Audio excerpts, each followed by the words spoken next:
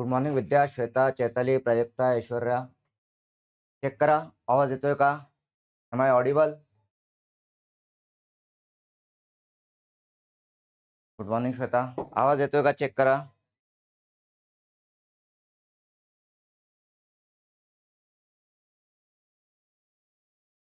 Okay okay. Thank you Shweta, Vidya. So students, आपण इथे बायोकेमिस्ट्रीचं डिस्कशन करतो ड्रग इन्स्पेक्टर एक्झामच्या प्रिपरेशनसाठी. आणि काल आपण मेटाबॉलिझम ऑफ कार्बोहायड्रेट मेटाबॉलिझम आपण डिस्कस केलेलं आहे. कार्बोहायड्रेट मेटाबॉलिझममध्ये आपण काल टीसीएस सायकल बघितली, त्याच्या आधी आपण ग्लायकोलिसिस बघितलं होतं. आज आपण जाऊया प्रोटीन मेटाबॉलिझमवरती. आपला हा जो सिलेबस आहे, ठीक आहे, ड्रग इन्स्पेक्टरचा आपला सिलेबस आहे. आपल्या सिलेबसमध्ये ड्रग इन्स्पेक्टरच्या सिलेबसमध्ये इथे आपला 3 नंबरचा टॉपिक आहे, biochemistry, chemistry of drugs and pharmaceuticals, right. तर इथे आपण हा जो टॉपिक आहे आपला 3.1 बायोकेमिस्ट्री, हा टॉपिक आपण इथे कव्हर करतोय, राईट.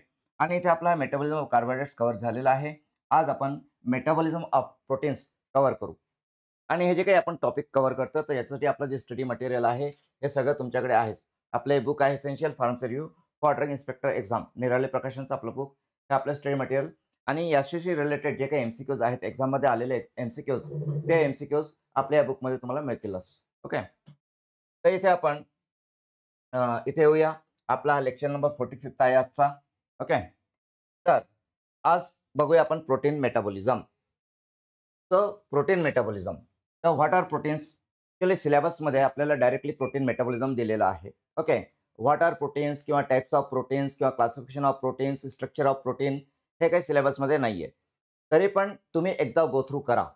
म्हणजे प्रोटीनचं टाइप्स काय, types of proteins, structure of proteins, then classification of proteins, then building block of proteins are amino acids. तर याच्यामधून तुम्ही एकदा रीड करून घ्या, जरी सिलेबसमध्ये नसेल तरी. कारण सिलेबसमध्ये एक पॉईंट आहे, तो म्हणजे फार्मसी रिलेटेड जनरल नॉलेज. तर फार्मसी रिलेटेड जनरल नॉलेजमध्ये ते काही पण विचारू शकतात. आणि आपलं हे जे बुक आहे, तर आपल्या बुकमध्ये प्रोटीन रिलेटेड जे काही की पॉईंट्स आहेत, हे सगळे की पॉईंट्स आपण या बुकमध्ये दिलेलेच आहेत. आणि हे बुक तुमच्याकडे आहेच. ऑलरेडी तुम्हाला पण स्टडी मटेरियल म्हणून हे बुक दिलेलं आहे. तर या बुकमध्ये प्रोटीन रिलेटेड जे काही की पॉईंट्स सुरुवातीला दिलेले आहेत, स्ट्रक्चर ऑफ प्रोटीन्सवरती जे काही मटेरियल आपण दिलेलं आहे बुकमध्ये, ते सगळं तुम्ही रीड करा. इथे सिलेबसमध्ये मेटाबॉलिझम दिलेलं आहे, त्यामुळे मी डायरेक्टली इथे मेटाबॉलिझमवरती जातोय. ओके. तर बघा, proteins. What are proteins? So proteins are the compounds of amino acids. Amino acids म्हणजे अल्फा अमायनो ॲसिड्स.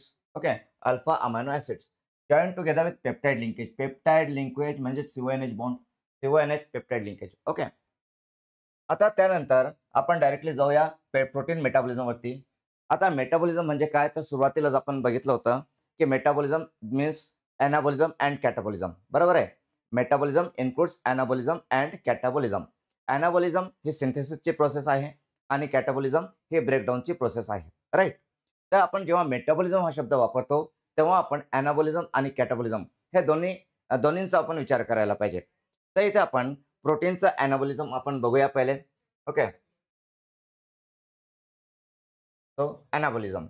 तर this is the constructive phase. Constructive म्हणजे synthesis. Okay. Constructive phase where amino acids are used as building blocks to create new proteins. So what are the building blocks of proteins? प्रोटीन्सचे building blocks काय, तर amino acids. Alpha amino acid, amino ॲसिडमध्ये alpha amino acids are the building blocks of proteins. Okay.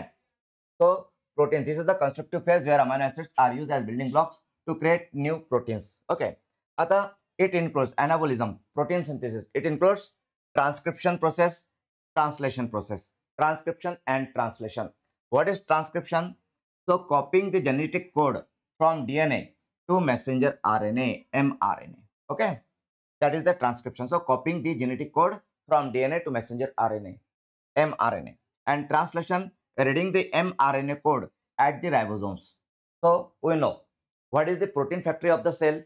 सेलचे protein factory काय आहे? So the protein factory of the cell is ribosomes. सेलमध्ये protein कुठे तयार होत असतात? तर सेलमध्ये प्रोटीन्स हे रायबोझोम्समध्ये तयार होतात. लक्षात घ्या, याच्यावरती पण MCQ असू शकतो.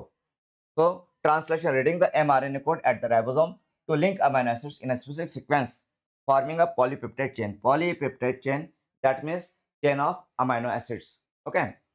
पेप्टाइड बॉन्ड आपण बघितलेला, CONH bond is peptide bond. तर 2 अमायनो ॲसिडमध्ये पेप्टाइड बॉन्ड असतो. अमायनो ॲसिड जे आहेत अल्फा अमायनो ॲसिड्स ते पेप्टाइड बॉन्डने कनेक्ट होतात आणि लाँग चेन तयार करतात. Chain of 10 amino acids is a peptide. त्याला आपण पेप्टाइड म्हणतो. ठीक आहे. तर इथे पॉलीपेप्टाइड चेन म्हणजेच प्रोटीन. ओके. सो इथे आपण जे प्रोटीनचं ॲनाबॉलिझम आहे ते आपण इन शॉर्ट आपण डिस्कस केलेलं आहे. आता आपण जाऊया प्रोटीनच्या कॅटाबॉलिझमकडे. तर प्रोटीनच्या कॅटाबॉलिझममध्ये म्हणजे आपला जो टॉपिक आहे डिस्कशनचा तो आहे urea cycle. Okay. Urea cycle is very important for exam point of view. Urea cycle important आहे. त्याच्यावरती क्वेश्चन असू शकतात. ओके. आता युरिया सायकलमध्ये काय होतं तर युरिया फॉर्मेशन होतं. पण युरिया फॉर्मेशन कुठून होतं तर अमोनियापासून होतं. अमोनिया कुठून येतो? तर अमोनिया या ट्रान्स अमायनेशन पासून डिअमायनेशन पासून अमोनिया येतो. आणि हे सगळे कॅटाबॉलिझमच्या प्रोसेस आहेत. तर ते कॅटाबॉलिझमची प्रोसेस आपण बघूया. तो catabolism. So what is catabolism? So this is the destructive phase. Destructive म्हणजे ब्रेकडाऊन होतं प्रोटीनचं. This is the destructive phase where proteins are broken down to amino acids. Okay. through digestion or proteolysis, which are then either recycled or further degraded for energy. Okay. तर कॅटाबॉलिझम of protein. Okay. तर इथे आपण जेव्हा कॅटाबॉलिझम of protein किंवा urea cycle बद्दल बोलतो तर direct protein urea सायकलमध्ये जातो का? तर डायरेक्ट प्रोटीन जात नाही. तर अमायनो ॲसिड प्रोटीनपासून अमायनो ॲसिड तयार होतात. अमायनो ॲसिडपासून अमोनिया तयार होतो आणि अमोनिया मग युरिया सायकलमध्ये जातो आणि तो युरिन थ्रू बाहेर जातो. ओके. तर इथे प्रोटीन. तर प्रोटीनचं कन्व्हर्जन अमायनो ॲसिडमध्ये होतं. कसं होतं? तर through digestion and proteolysis through.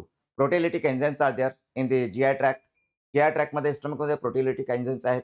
तर ते प्रोटिओलिटिक एन्झाइम्स डायजेशनच्या प्रोसेसमध्ये प्रोटीनला अमायनो ॲसिडमध्ये कन्व्हर्ट करतात आणि मग हा अमायनो ॲसिड जो आहे तो डिअमायनेशन ट्रान्सअमायनेशन प्रोसेस थ्रू अमोनिया जनरेट करतो आणि त्या अमोनियाचं मग पुढे युरिया सायकलमध्ये जातं ते अमोनिया. तिथे युरिया तयार होतो आणि मग हा युरिया जो आहे तो एक्सट्रॅक्ट होतो. राईट. तर इथे कॅटाबॉलिझम ऑफ प्रोटीनमध्ये डायजेशन ऑफ प्रोटीन. ओके. तर प्रोटीनचं डायजेशन होऊन काय तयार होतं? अमायनो ॲसिड्स तयार होतात आणि मग हे अमायनो ॲसिड्स पुढे ट्रान्सअमायनेशन आणि डिअमायनेशन रिॲक्शनमध्ये जातात. ओके. तो कॅटाबॉलिझम प्रोटीन ब्रेकडाऊन. म्हणजे जेव्हा आपण प्रोटीन मेटाबॉलिझम म्हणतो तर protein metabolism is the amino acid metabolism किंवा अमायनो ॲसिडचं मेटाबॉलिझम म्हणजेच प्रोटीनचं मेटाबॉलिझम. ओके.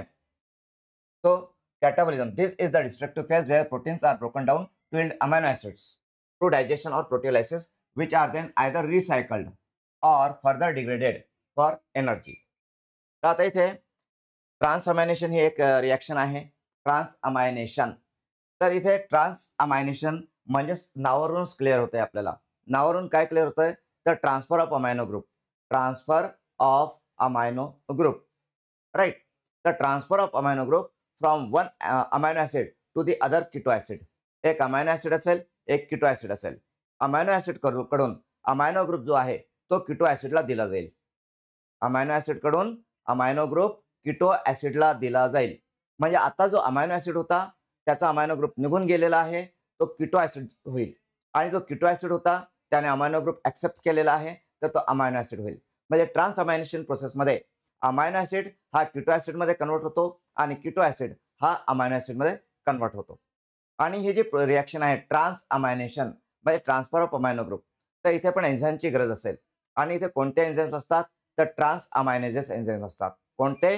ट्रान्सअमायनेजेस म्हणजेच amino ट्रान्सफरेजेस. Okay.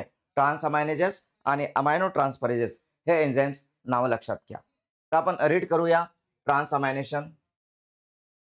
So transamination is a fundamental and reversible chemical reaction. Reversible आहे लक्षात घ्या. That involves the transfer of an amino group, that is NH2 group, from an alpha amino acid to an alpha keto acid. An alpha amino acid to an alpha keto acid. This process essentially results in the formation of a new amino acid and a new alpha keto acid. Okay. म्हणजे इथे सुरुवातीला जो amino acid होता तो keto acid होतो आणि जो keto acid होता तो अमायनो ॲसिड बनवून जातो. राईट. तर बघा इथे reaction amino acid 1 plus alpha keto acid 2. Okay. तर इथे ट्रान्सफर ऑफ अमायनो ग्रुप होत आहे. तर हा जो अमायनो ॲसिड 1 होता हा अल्फा किटो ॲसिड 1 तयार झालेला आहे आणि हा जो किटो ॲसिड 2 होता हा अमायनो ॲसिड 2 झालेला आहे. तर इथे ट्रान्सफर ऑफ अमायनो ग्रुप झाले. ओके. इथे अल्फा अमायनो ॲसिडचे एक्झाम्पल्स. ओके. एक्झाम्पल्स आहेत. For example amino acid 1 can be alanine, aspartate, glutamate etcetera. Okay. आणि अल्फा कीटो ॲसिडचे examples for example pyruvate, oxaloacetate, ketoglutarate etcetera. Okay. आता हे जे काही कीटो ॲसिड्स आहेत, पायरुवेट आहेत, ऑक्झॅलो ॲसिटेट आहेत, ग्लुटारेट आहेत, हे आपण काल टीसी सायकलमध्ये पण बघितले होते. हा जो पायरुवेट आहे, हा पायरुवेट इथे तर तयार होतोच होतो. या व्यतिरिक्त अजून कुठे तयार होतो? तर ग्लायकोलिसिसमध्ये पण तो तयार होत असतो. Right? Then the reaction is catalysed by enzymes आणि called transaminases or aminotransferases IMP. या स्टेटमेंटवरती मेनी टाइम्स क्वेश्चन्स आलेले आहेत की जे ट्रान्स अमायनेशन रिएक्शन असते, या ट्रान्स अमायनेशन रिएक्शनमध्ये कोणता एन्झाइम इन्व्हॉल्व असतो किंवा कोणता एन्झाइम ट्रान्स अमायनेशन रिएक्शनला कॅटलाइज करतो. ओके. याच्यावरती क्वेश्चन्स आलेले आहेत. जीपॅटमध्ये आलेले आहेत, RRB मध्ये आलेले आहेत आणि आपल्या ड्रग इन्स्पेक्टर एक्झाममध्ये पण आलेले आहेत. Then these enzymes typically require the coenzyme. इथे कोएन्झाईमची गरज असते आणि इथे कोणता कोएन्झाईम आहे? तर पायरिडॉक्झल फॉस्फेट हा कोएन्झाईम आहे PLP. पायरिडॉक्झल फॉस्फेट म्हणजे PLP कोएन्झाईम. ओके. आणि हा पायरिडॉक्झल फॉस्फेट कशापासून तयार केला जातो? तर पायरिडॉक्झल फॉस्फेट व्हिटॅमिन B6 पासून तयार केला जातो. Vitamin B6 that is pyridoxine. तर हे जे ट्रान्स अमायनेशन रिएक्शन आहे, ट्रान्स अमायनेशन रिएक्शनमध्ये व्हिटॅमिन B6 आवश्यक आहे. पायरिडॉक्झिन बरोबर आहे. जर व्हिटॅमिन B6 ची पायरिडॉक्झिनची डेफिशियन्सी होत असेल, डेफिशियन्सी ऑफ पायरिडॉक्झिन, तर ट्रान्सअमायनेशन रिएक्शन होणार नाही. आणि ट्रान्सअमायनेशन रिएक्शन झाली नाही तर प्रोटीनचं कॅटाबॉलिझम, मेटाबॉलिझम हे स्टॉप होईल. राईट? तो व्हिटॅमिन B6 इथे इम्पॉर्टंट आहे, पायरिडॉक्झिन. ओके. तो इथे हे जे पायरिडॉक्झल फॉस्फेट आहे, याच्यावरती सुद्धा जीपॅटमध्ये आणि आपल्या RRB मध्ये, एम्समध्ये प्रश्न आलेले आहेत, क्वेश्चन्स आलेले आहेत. सो दिस इज ऑल्सो की पॉईंट. हा पण की पॉईंट आहे, हे लक्षात असू द्या. तर इथे आपण ट्रान्स अमायनेशन रिएक्शन बघितली. त्यानंतर नेक्स्ट आपण बघूया डिअमायनेशन रिएक्शन. डिअमायनेशन. ओके. डिअमायनेशन म्हणजे काय? तर removal of amino group. Removal of amino group. Transamination मध्ये काय होतंय? तर ट्रान्स अमायनेशन मध्ये अमायनो ग्रुप ट्रान्सफर होतोय from one amino acid to another to a keto acid. Right? Deamination मध्ये काय होईल? तर डीचा अर्थ काय होतो? डी म्हणजे रिमूव्हल. डी म्हणजे काय? Removal. Okay. So removal of amino group. Removal of amino group from amino acid. तर इथे अमायनो ग्रुप रिमूव्ह होईल अमायनो ॲसिड पासून. ओके. सो बघा, the removal of amino group from the amino acids as ammonia. तर ammonia कुठे तयार होतो? Urea सायकलमध्ये अमोनिया एंटर होतो की नाही? युरिया सायकलमध्ये अमोनिया एंटर होतो आणि अमोनियापासूनच युरिया तयार होतो. बरोबर आहे. बघा, अमोनिया जनरेट कुठे होतो? तर हा अमोनिया जनरेट होतो तो डिअमायनेशन मध्ये. ओके. डिअमायनेशन मध्ये अमोनिया जनरेट होतो. मग हा अमोनिया लिव्हरमध्ये जातो. लिव्हरमध्ये मायटोकॉन्ड्रिया, लिव्हर सेल्समध्ये, आणि तिथे ही प्रोसेस जी आहे युरिया सायकलची ती सुरू होते. Okay. So deamination, the removal of amino group from the amino acids as ammonia is called deamination. Ammonia is used for urea synthesis. हे आपण इथे बघितले. Ammonia is used for urea synthesis. अमोनियाचं अजून काय बेनिफिट्स आहेत बॉडीला? तर अमोनिया हे नॉन एसेन्शियल अमायनो ॲसिड तयार करण्यासाठी पण यूज होतो. नॉन एसेन्शियल अमायनो ॲसिडच्या सिंथेसिसमध्ये अमोनिया तयार होतो, म्हणजे अमोनिया लागतो. ओके. सो हा जो अमोनिया इथे तयार होतो, हा पूर्णचा पूर्ण जो काही अमोनिया डिअमायनेशन मध्ये तयार होतो, जी काही क्वांटिटी, ती पूर्णचा पूर्ण एक्सिट होते का? पूर्णचा पूर्ण युरियामध्ये कन्वर्ट होते का? तर असं नाहीये. अमोनिया जो आहे, अमोनिया हा बॉडीला रिक्वायर्ड आहे. कशासाठी? तर for the synthesis of non essential amino acids. तसंच अमोनियम जो आहे NH4+, तर ammonium is required to maintain the acid base balance of the body. बॉडीचा ॲसिड बेस बॅलन्स मेंटेन करण्यासाठी सुद्धा अमोनियमची गरज असते. तसंच अमोनिया हा पायरिडिन किंवा प्युरिन डेरिव्हेटिव्ह जे असतात बॉडीमध्ये, न्यूक्लिक ॲसिड्स वगैरे, तर त्यांच्या सिंथेसिसमध्ये पण हा नेसेसरी आहे, आवश्यक आहे अमोनिया. तर अमोनिया इज बेनिफिट म्हणजे it is required for body. तो बॉडीमध्ये रिक्वायर्ड आहे. बट एक्सेस ऑफ अमोनिया असेल तर काय होईल? तर excess of ammonia is brain toxic for the brain. तो ब्रेनचं पॉयझन आहे. It is poison for the brain. तर एक्सेस ऑफ अमोनिया बिलकुल बॉडीला अलाउड चालत नाही. जर थोडा जरी एक्सेस असेल अमोनिया, तर त्याचा ब्रेनवरती इफेक्ट होतात. Okay. It is brain toxic. Ammonia is brain toxic. म्हणून त्याला लगेच एक्सिट केलं जातं थ्रू ॲज अ युरिया, म्हणजे युरिया सायकल थ्रू त्याला एक्सट्रॅक्ट केलं जातं. ओके. सो इथे अमोनिया कसा जनरेट होतो ते आपण इथे बघितलंय. Then the carbon skeleton of amino acids is converted to keto acids. आता अमायनो ग्रुप रिमूव्ह झाल्यानंतर अमायनो ॲसिड्समधून अमायनो ग्रुप रिमूव्ह झाल्यानंतर जे काही कार्बन स्केलेटन मागे राहतं तो कीटो ॲसिडमध्ये कन्व्हर्ट होतो. मग हा जो कीटो ॲसिड्स आहे, हे कीटो ॲसिड्स एकतर याच्यामध्ये जातील, कुठे टी-सी-एस सायकलकडे जातील किंवा अदर जे काही एनाबॉलिझमच्या प्रोसेस आहेत तिकडे ते जातात. Then deamination may be either oxidative or non-oxidative. Okay, oxidative or non-oxidative. So oxidative. Okay, so oxidative deamination is catalyzed by amino acid oxidase enzyme. नाव लक्षात ठेवा. कोणता एन्झाईम? तो amino acid oxidase enzyme. Okay. Then non-oxidative deamination is catalyzed by PLP dependent dehydrases. Okay, PLP dependent dehydrases, PLP म्हणजेच आपण आता आधी बघितलंच होतं पायरिडॉक्सल फॉस्फेट, PLP. सो इथे पण PLP डिपेंडंट डिहायड्रेजेस एन्झाइम्स लागतात for non oxidative deamination. Okay. Serine, threonine and homoserine हे अमायनो ॲसिड्स आहेत. These are the amino acids. So serine, threonine and homoserine undergo non oxidative deamination. Non-oxidative deamination. Deamination primarily occurs in the liver and the kidney. Okay, कुठे? Liver and किडनीमध्ये deamination हा primarily होतो. Okay, तर लक्षात घ्या. Location for deamination. डिअमायनेशनची location काय आहे? तर location of deamination is liver and kidney. Mostly liver and in some for little bit किडनीमध्ये पण डिअमायनेशन होतं, बट मोस्टली लिव्हरमध्ये होतं. याचा जे आपण ट्रान्सअमायनेशन बघितलंय, तर ट्रान्सअमायनेशनची लोकेशन काय असते? तर इट इज वाईड स्प्रेड. तो थ्रूआउट बॉडीमध्ये होतो ट्रान्सअमायनेशन. ओके. बट डिअमायनेशन हा पर्टिक्युलरली लिव्हरमध्ये होतो मोस्टली अँड समटाइम्स किडनीमध्ये पण होतो. ओके. तर इथे आपण डिअमायनेशनची प्रोसेस बघितली, ज्याच्यामध्ये अमोनिया जनरेट होतो आणि हाच अमोनिया पुढे युरिया सायकलमध्ये जातो. आता इथे हे जे आपण डिअमायनेशन आणि ट्रान्सअमायनेशन बघितलेत, तर याच्याशी संबंधित रिलेटेड आपण एमसीक्यूज बघून घेऊ. एमसीक्यू जे एक्झाममध्ये आलेले आहेत या प्रोसेसवरती, तर काही एक्झाम्पल्स आहेत एमसीक्यूचे. ओके. कशा प्रकारचे एमसीक्यूज ट्रान्सअमायनेशन डिअमायनेशनवरती येतात, त्यासाठी हे 2 एक्झाम्पल्स मी इथे घेतलेत. बाकी अजून या रिलेटेड अजून 20 ते 25 एमसीक्यूज आपल्या या बुकमध्ये तुम्हाला मिळतील. ओके. आणि तसंच आपलं जे टेस्ट पॅकेज आहे, टेस्ट पॅकेज आणि आपले टेस्ट सीरीज, तर टेस्ट पॅकेज आणि टेस्ट सीरीजमध्ये पण आपण हे एमसीक्यूज दिलेले आहेत. चला इथे बघूया आपण question number 1. So transamination process of amino acids is catalyzed by option A transferases, option B transaminases, option C hydrogenases, option D dehydrogenases. Okay. तो इथे आपले जे स्टुडंट्स आहेत ॲपवरती सगळ्यांनी बी दिलेले. श्वेता, वैष्णवी, उत्कर्षा, प्राजक्ता, आरती. यस, बी. इथे यूट्यूबला जे यूट्यूबवरती आहेत ते पण आन्सर देऊ शकतात. Okay.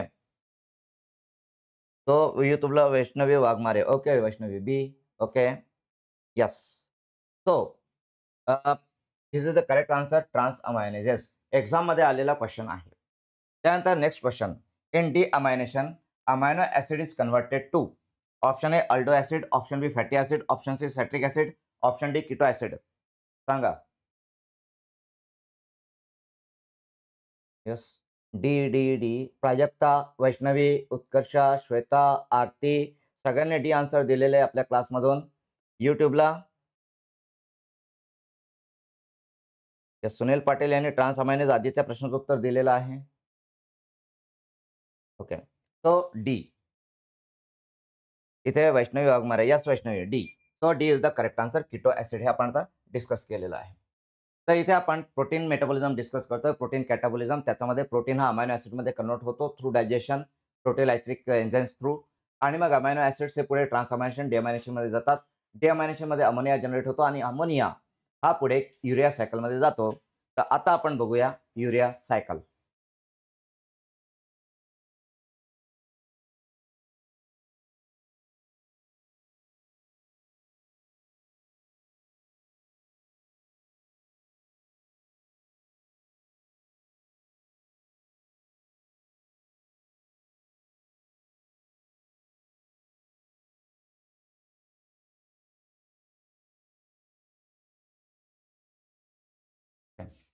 So urea cycle, also known as Krebs-Henselt cycle or ornithine cycle.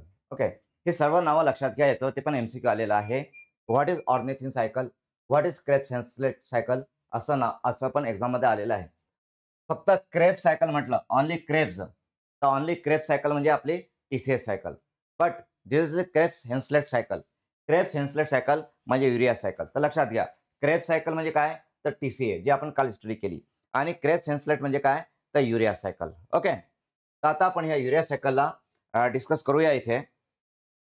तर इथे काय म्हटलेलं आहे बघा, urea is the end product of protein metabolism. Okay, what is the end product of protein metabolism, तर urea is the end product of protein metabolism. या स्टेटमेंटवरती सुद्धा एमसीक्यूज आहेत एक्झाम मध्ये.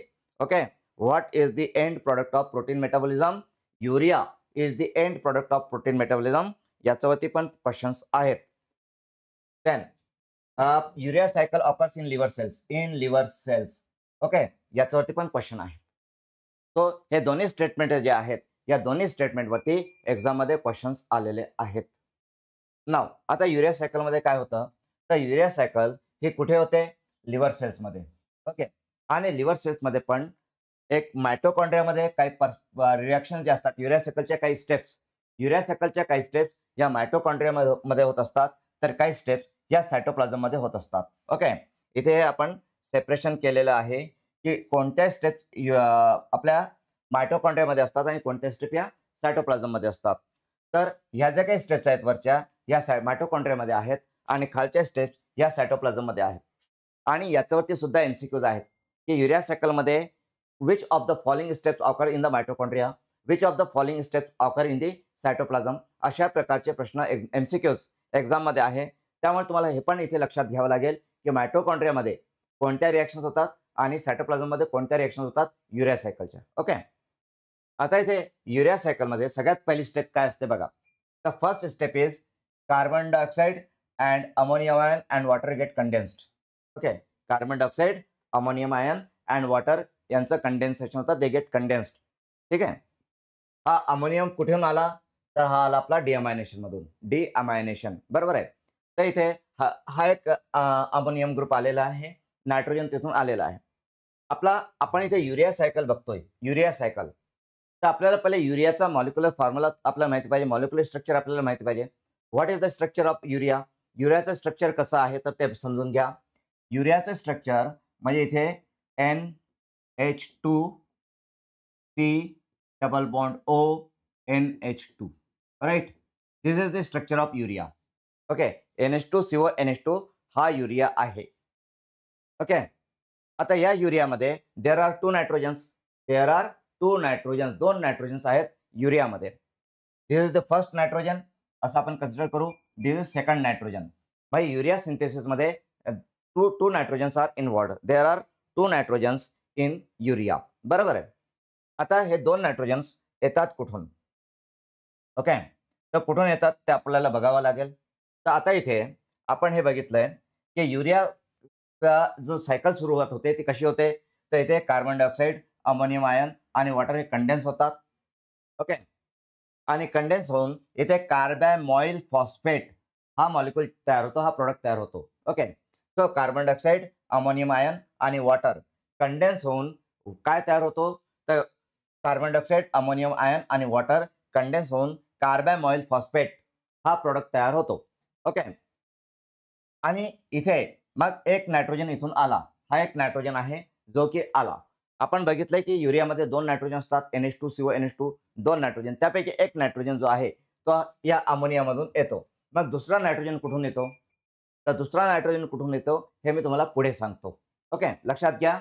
पण तुम्हाला माहिती पाहिजे की युरिया सायकलमध्ये दोन नायट्रोजनचे सोर्स काय आहेत. ओके, सोर्सेस, तर एक सोर्स तर अमोनिया आहे, एक नायट्रोजन अमोनियम पासून येतो, दुसरा नायट्रोजन कुठून येतो ते पुढे बघूया. तर इथे CO2 NH4 H2O कंडेन्स होतात आणि इथे कार्बोमाइल फॉस्फेट हा प्रोडक्ट तयार होतो. आता हा जो प्रोडक्ट तयार होतो, तर याच्यासाठी ही जी रिॲक्शन आहे, या रिॲक्शनला कॅटलाइज करणारा एन्झाईम कोणता, तर या रिॲक्शनला कॅटलाइज करणारा एन्झाईम आहे कार्बामॉइल फॉस्फेट सिंथेटेज. आपण काल बघितलं होतं, डिफरन्स बघितलं होतं आपण काल कशाचं, एक सिंथेज एन्झाईम आहे, सिंथेज, बरोबर आहे, सिंथेज, आणि दुसरा सिंथटेज, सिंथटेज, राईट, सिंथेज आणि सिंथटेज. तर काल आपण हे डिस्कस केलेलं आहे की या दोन्ही एन्झाईममध्ये काय फरक असतो, सिंथेज आणि सिंथटेजमध्ये काय फरक असतो हे काल आपण डिस्कस केलेलं आहे. जे सिंथेज एन्झाईम असतात ते सिंथेसिस करतात, पण there is no requirement of ATP. यांना एटीपीची किंवा एनर्जीची रिक्वायरमेंट नसते. ते doesn't get energy from ATP. Okay. आणि सिंथेटेज जे असतात यांना एटीपीची रिक्वायरमेंट असते, यांना एनर्जीची रिक्वायरमेंट असते. They required energy from ATP. तर लक्षात घ्या, सिंथेज आणि सिंथेटेज हे दोन्ही एन्झाईम याच्यामध्ये फरक आहे. मेनी टाइम्स मी असं बघितलंय की स्टुडंट सिंथेजला सिंथेटेज लिहितात आणि सिंथेटेजला सिंथेज लिहितात. ओके. आणि बुक्स पण मी बघितल्यात, अशा काही बायोकेमिस्ट्रीच्या बुक्स आहेत डिप्लोमाच्या, डिग्रीच्या, की ज्याच्यामध्ये सिंथेजच्या जागी सिंथेटेज आणि सिंथेटेजच्या जागी सिंथेज असा उल्लेख आलेला आहे. ओके. So be careful. जेव्हा तुम्ही सिंथेज आणि सिंथेटेज ह्या एन्झाईमचे नाव लिहितात तेव्हा बी केअरफुल. दोघांच्या मिनिंगमध्ये लिटिल बिट डिफरन्स आहे. दोन्ही पण सिंथेसिसच करतात, पण सिंथेसमध्ये एटीपी इन्व्हॉल्व नसतो आणि सिंथेटेज असेल तर तिथे एटीपी इन्व्हॉल्व असतो, हे लक्षात घ्या. ओके. तर इथे कार्बामेल फॉस्फेट सिंथेटेज आहे, सिंथेटेज, त्यामुळे इथे एटीपी इन्व्हॉल्व असेल, इथे एटीपीचा यूज केला जाईल. ओके. तर एटीपीचा यूज केला जाईल तर इथे 2 एटीपीज इन्व्हॉल्व होतात आणि 2 एटीपी पासून इथे एटीपीचा जो फॉस्फेट आहे तो फॉस्फेट ग्रुप इथून ट्रान्सफर होतो. ठीक आहे. आणि तो ट्रान्सफर झाल्यानंतर मग एटीपीचं कन्व्हर्जन एडीपी मध्ये होतं. ADP plus PI plus 3 hydrogen ions. Okay. ATP काय? एटीपी इज ॲडेनोसाईन ट्रायफॉस्फेट, म्हणजे 3 फॉस्फेट ग्रुप्स एटीपी मध्ये असतात. आणि एडीपी काय? तर एडीपी इज ॲडेनोसाईन डायफॉस्फेट, डाय म्हणजे 2 फॉस्फेट ग्रुप एडीपी मध्ये आहेत, प्लस एक पीआय. पीआय म्हणजे काय? Inorganic phosphate. What is PI? Inorganic phosphate. हा इनऑर्गॅनिक फॉस्फेट काय असतं? तर इनऑर्गॅनिक फॉस्फेट म्हणजेच PO4. PO4 हा जो आहे, okay, PO4 phosphate, phosphate group, phosphate group is inorganic phosphate. Okay. Free phosphate group. Inorganic phosphate म्हणजे काय? तर इनऑर्गॅनिक फॉस्फेट म्हणजेच फ्री फॉस्फेट ग्रुप. ओके, लक्षात घ्या. Then okay. तर इथे CO2 carbon dioxide plus ammonium ion plus water in presence of carbamoyl phosphate synthetase form carbamoyl phosphate, आणि इथे 2 एटीपीज आर इन्व्हॉल्व आणि हे एटीपी एडीपी मध्ये कन्वर्ट होतात. ओके. आणि हे जे काही रिएक्शन आहे आपली, हे कुठे होते? दिस स्टेप, फर्स्ट स्टेप, पहिली स्टेप आहे. ओके. ही पहिली स्टेप कुठे होते? तर मायटोकॉन्ड्रियामध्ये. It occurs in mitochondria. Okay. त्यानंतर आता कार्बोमाइल फॉस्फेट आता सायकलमध्ये इन्व्हॉल्व होईल, सायकलमध्ये एंटर करेल. तर सायकलमध्ये एंटर करताना इथे ऑर्निथिन आहे, ऑर्निथिन. हा ऑर्निथिन कार्बोमाइल फॉस्फेट सोबत कंबाईन होईल. ओके. कार्बोमाइल फॉस्फेट सोबत कंबाईन होईल आणि इथे हा जो फॉस्फेट ग्रुप आहे म्हणजे हा इनऑर्गॅनिक फॉस्फेट, हा इनऑर्गॅनिक फॉस्फेट बाहेर पडेल. इनऑर्गॅनिक फॉस्फेट बाहेर पडेल आणि इथे सिट्रोलिन तयार होईल. काय तयार होईल? सिट्रोलिन. ओके. प्रॉडक्ट काय असेल? सिट्रोलिन. म्हणजे ornithine combines with carbamyl phosphate and form citrulline. Okay. या प्रोसेसमध्ये, या रिएक्शनमध्ये एक इनऑर्गॅनिक फॉस्फेट जो आहे पीआय तो बाहेर पडतो आणि या रिएक्शनला कॅटालाइज करणारा एन्झाईम कोणता? तर या रिएक्शनला कॅटालाइज करणारा एन्झाईम म्हणजे ornithine transcarbamoylase. Ornithine transcarbamoylase. Okay. Ornithine transcarbamoylase हा एन्झाईम इथे आहे. तर ornithine and carbamoyl phosphate react होतात.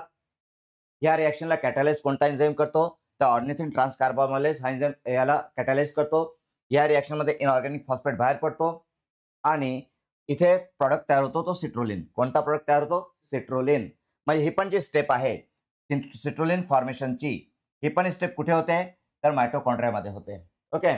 तर मायटोकॉन्ड्रियामध्ये युरिया सायकलच्या 2 स्टेप्स असतात.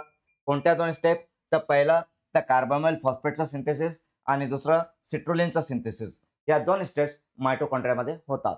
ओके. एक आपल्या इथे क्वेरीज काय सर, इथे फॉस्फेट आलं की फॉस्फोरिलेशन होतं ना, आणि कायनेज एन्झाईम आणि मॅग्नेशियम कोएन्झाईम ॲज असं इथे नाही, डिफरंट आहे की कसं? आता इथे पहिली गोष्ट, मॅग्नेशियम हा कोएन्झाईम नाही, कोफॅक्टर आहे. ओके. Magnesium is cofactor. तर पूजाचा प्रश्न आहे इथे पूजाने असं विचारलेलं की सर इथे फॉस्फेट आलं की फॉस्फोरिलेशन होतं ना आणि कायनेज एन्झाईम आणि मॅग्नेशियम कोएन्झाईम असं येतं ना, हे डिफरंट आहे की कसं?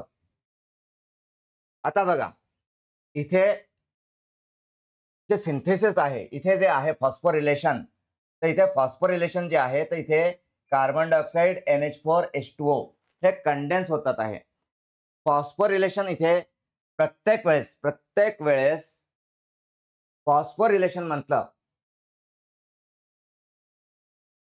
प्रत्येक वेळेस फॉस्फोरिलेशन म्हटलं, तर इथे तो कायनेजच येईल असं काही नाहीये. आपण ग्लायकोलिसिस सायकलमध्ये कायनेज बघितलं होतं. ग्लायकोलिसिसमध्ये फॉस्फोरिलेशन झालं की तिथे कायनेज असतं, राइट? इथे हे जे फॉस्फोरिलेशन आहे, ठीक आहे. मग इथे फॉस्फोरिलेशन कसं होतं, एटीपी टू एडीपी आहे, ओके. आणि इथे जो एन्झाईम आहे, हा सिंथेटेज एन्झाईम आहे, ओके.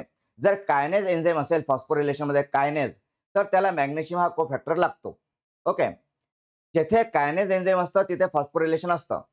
पण जिथे फॉस्फोरिलेशन असेल, तिथे कायनेज प्रत्येक वेळेस असेलच, असं आपण सांगू शकत नाही, ओके. पूजा, जिथे कायनेज असतं, तिथे फॉस्फोरिलेशन असतं आणि तिथे एटीपी, एडीपी इन्व्हॉल्व असतात, ओके. आणि मॅग्नेशियम हा कोफॅक्टर कायनेजला लागतं. पण प्रत्येक वेळेस फॉस्फोरिलेशन असेल तर कायनेज असं नाहीये. पण कायनेज असेल तर फॉस्फोरिलेशन असतं, ओके. हे लक्षात घ्या, ओके. तर इथे ऑर्निथिन ट्रान्सकार्बोमोलेज, ऑर्निथिन, तर ऑर्निथिनचं इथे सिट्रोलिन मध्ये कन्व्हर्जन होतंय आणि इथे सिट्रोलिन हा आपला प्रॉडक्ट तयार होतोय, ओके. आता नेक्स्ट स्टेप काय होतं, तर हा जो सिट्रोलिन आहे, हा सिट्रोलिन मायटोकॉन्ड्रियामधून सायटोप्लाझममध्ये एंटर करतोय, ओके. सायटोप्लाझम, सायटोप्लाझममध्ये एंटर करतोय. आता इथे सायटोप्लाझममध्ये काय होतंय बघा, तर सायटोप्लाझममध्ये नेक्स्ट स्टेप, हा जो सिट्रोलिन आलेला आहे सायटोप्लाझममध्ये, ओके. तर सायटोप्लाझममध्ये हा सिट्रोलिन आस्पार्टेट सोबत कंबाईन होतो, आस्पार्टेट, ओके. मग आता हा आस्पार्टेट कुठून आला, वेअर, कुठे जनरेट झाला आस्पार्टेट, कुठून आला, तर आस्पार्टेट येतो तो ट्रान्स अमायनेशन पासून, ट्रान्स अमायनेशन. तर ट्रान्स अमायनेशन आपण सुरुवातीलाच बघितलंय, राईट? ट्रान्स अमायनेशन अँड डिअमायनेशन, ट्रान्स अमायनेशन डिअमायनेशन आपण सुरुवातीलाच बघितलंय. तर ट्रान्स अमायनेशन मधून हा येतो कोण, तर आस्पार्टेट, ओके. आणि हा जो आस्पार्टेट आहे, हा दुसरा नायट्रोजन घेऊन येतो, सेकंड नायट्रोजन. आपण युरियाचं मॉलिक्युलर स्ट्रक्चर बघितलंय. युरियामध्ये NH2CO NH2 आहे, NH2CO NH2. तर युरियाला 2 नायट्रोजन लागतात, 2 नायट्रोजन. 2 पैकी 1 नायट्रोजन अमोनियाकडून येतो युरियासाठी. 1 नायट्रोजन कम्स फ्रॉम अमोनिया. आणि सेकंड नायट्रोजन जो येतो युरिया सायकलमध्ये, तो सेकंड नायट्रोजन या आस्पार्टेट कडून येतो, आस्पार्टेट, ओके. आस्पार्टेट कडून सेकंड नायट्रोजन येतो. आणि हा आस्पार्टेट कुठून येतो, तर आस्पार्टेट हा ट्रान्स अमायनेशन मधून येतो. ट्रान्स अमायनेशन, तर जनरली आस्पार्टेट हा मायटोकॉन्ड्रियामध्ये सिंथेसाइज होतो आणि मायटोकॉन्ड्रियामधून तो सायटोसोलमध्ये येतो आणि इथे तो सिट्रोलिन सोबत कंबाईन होतो युरिया सायकलमध्ये, ओके.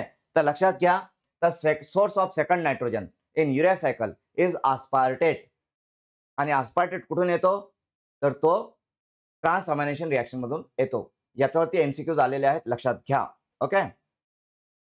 तर इथे सिट्रोलिन आणि आस्पार्टेट हे कंबाईन होतात आणि आर्जिनिनो सक्सिनेट हा प्रॉडक्ट इथे तयार होतोय. कोणता प्रॉडक्ट, आर्जिनिनो सक्सिनेट, ओके. आणि इथे एन्झाईम कोणता आहे, तर आर्जिनिनो सक्सिनेट सिंथटेज. इथे पण सिंथटेज हा एन्झाईम आलेला आहे, सिंथटेज. आता सिंथटेज आला की त्याला एटीपी रिक्वायर्ड आहे, एटीपी त्याला रिक्वायर्ड आहे, एटीपी पासून त्याला एनर्जी मिळते सिंथटेज आला की. मग इथे एटीपी असेल तर हा एटीपी इथे इन्व्हॉल्व होतो, एटीपी ब्रेकडाऊन होतो, त्याच्यामधून फॉस्फेट ग्रुप सेपरेट होतो आणि इथे एएमपी तयार होतं, AMP. What is AMP, AMP is amino adenine monophosphate, AMP is adenine monophosphate, AMP. हा ट्राय आहे, हा ट्रायफॉस्फेट, हा monophosphate. Triphosphate 3 phosphate group, monophosphate 1 phosphate group. मग 2 फॉस्फेट ग्रुप कुठे गेलेत, तर 2 फॉस्फेट ग्रुप म्हणजे पीपीआय. हे काय, पीपीआय आहे, पीपीआय. पीपीआय म्हणजे काय, तर pyrophosphate, inorganic pyrophosphate, PPI. PPI काय असतं, तर पीपीआय म्हणजे इनऑर्गॅनिक पायरोफॉस्फेट, पायरोफॉस्फेट.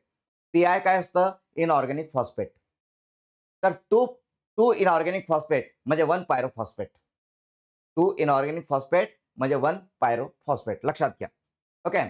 तर इथे आस्पार्टेट, तर हा आस्पार्टेट सिट्रोलिन सोबत कंबाईन होतो आणि प्रोडक्ट तयार होतो तो आर्जिनिनो सक्सिनेट. आर्जिनिनो सक्सिनेट हा प्रोडक्ट तयार होतोय.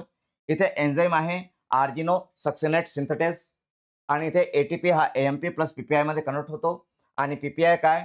तर PPI is pyrophosphate, inorganic pyrophosphate म्हणजे 2 पीआय. ओके. हा अस्पार्टेट कुठून येतो? तर हा अस्पार्टेट ट्रान्सअमायनेशन रिएक्शन मधून येतो. आता हे जे रिएक्शन आहे हे इरिव्हर्सिबल आहे, हे लक्षात घ्या. ओके.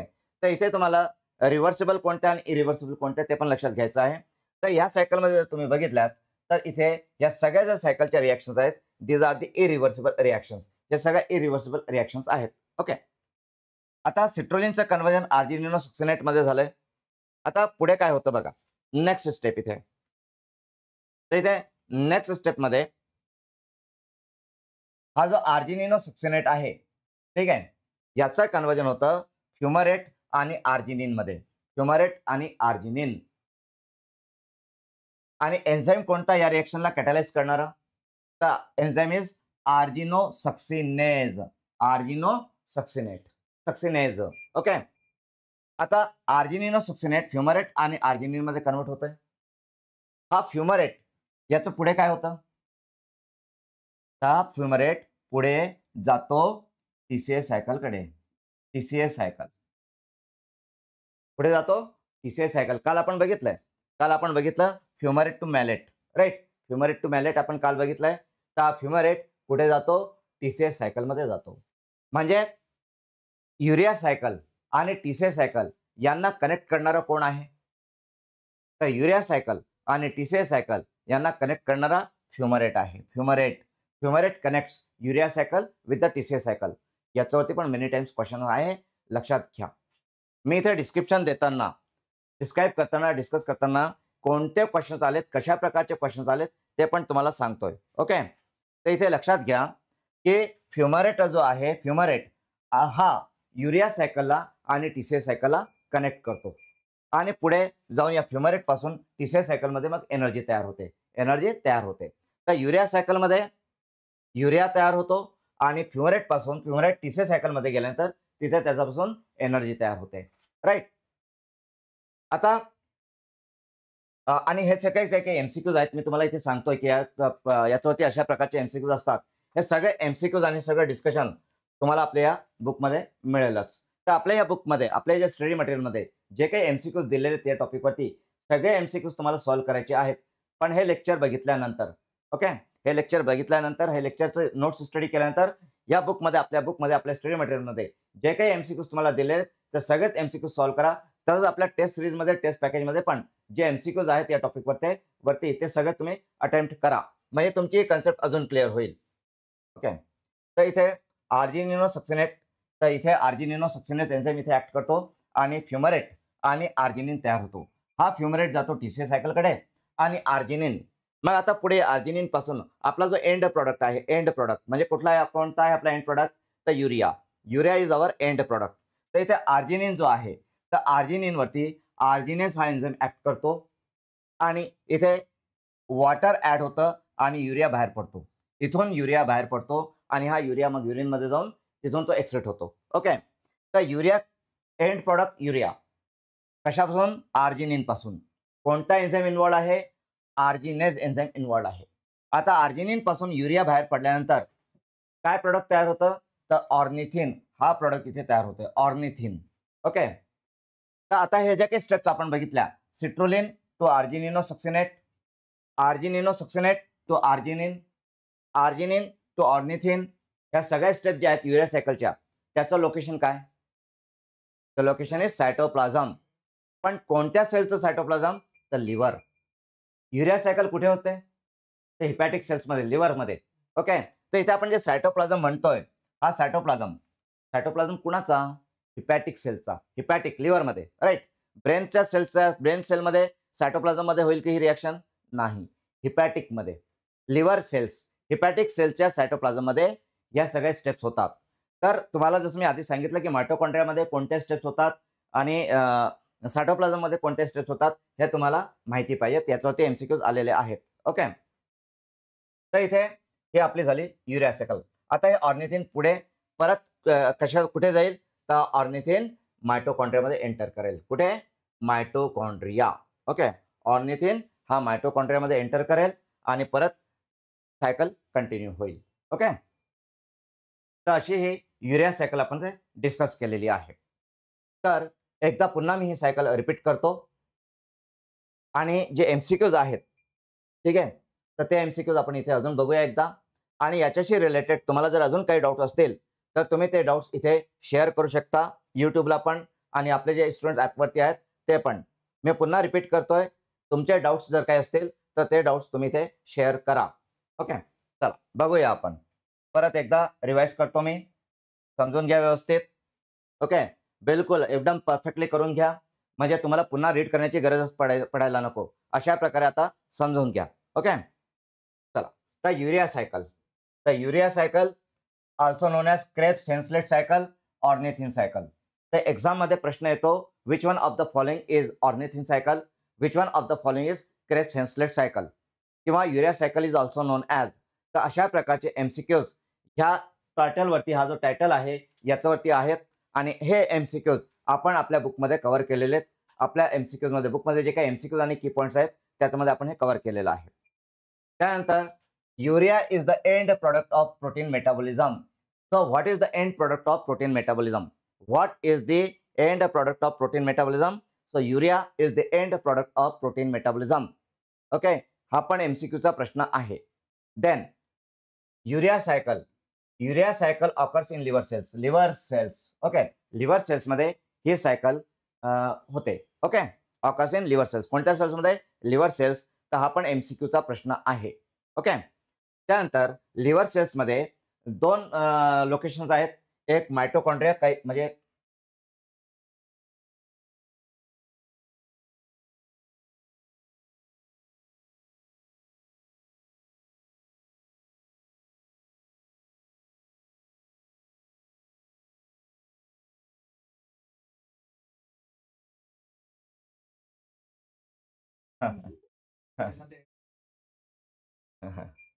ओके.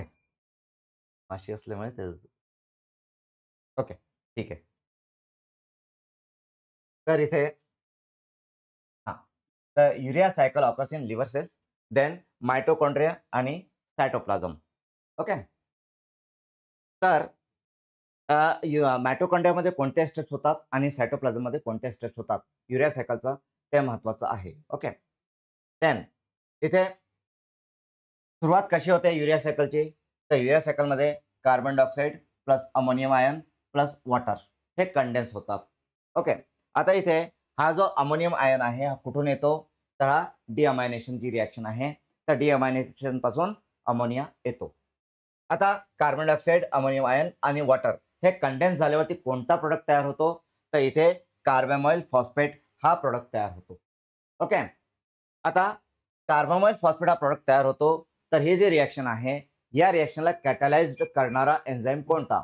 तर या रिएक्शनला कॅटलाइज करणारा enzyme carbamoyl phosphate synthetase. Okay. Carbamoyl phosphate synthetase हा एन्झाईम आहे. ओके. आता इथे सिंथेटेज सिंथेटेज आलं म्हणजे it requires ATP for the energy. त्याला एटीपीची गरज असेल. तर इथे 2 एटीपी असतात. हे 2 एटीपी कन्व्हर्ट होतात ADP plus PI plus 3 hydrogen ion. Okay. ATP adenine triphosphate आणि हा डायफॉस्फेट. ओके. त्यानंतर इथे कार्बोनिल फॉस्फेट तयार झालं. हे जे काही रिएक्शन आहे ही स्टेप मायटोकॉन्ड्रियामध्ये होत असते. ओके.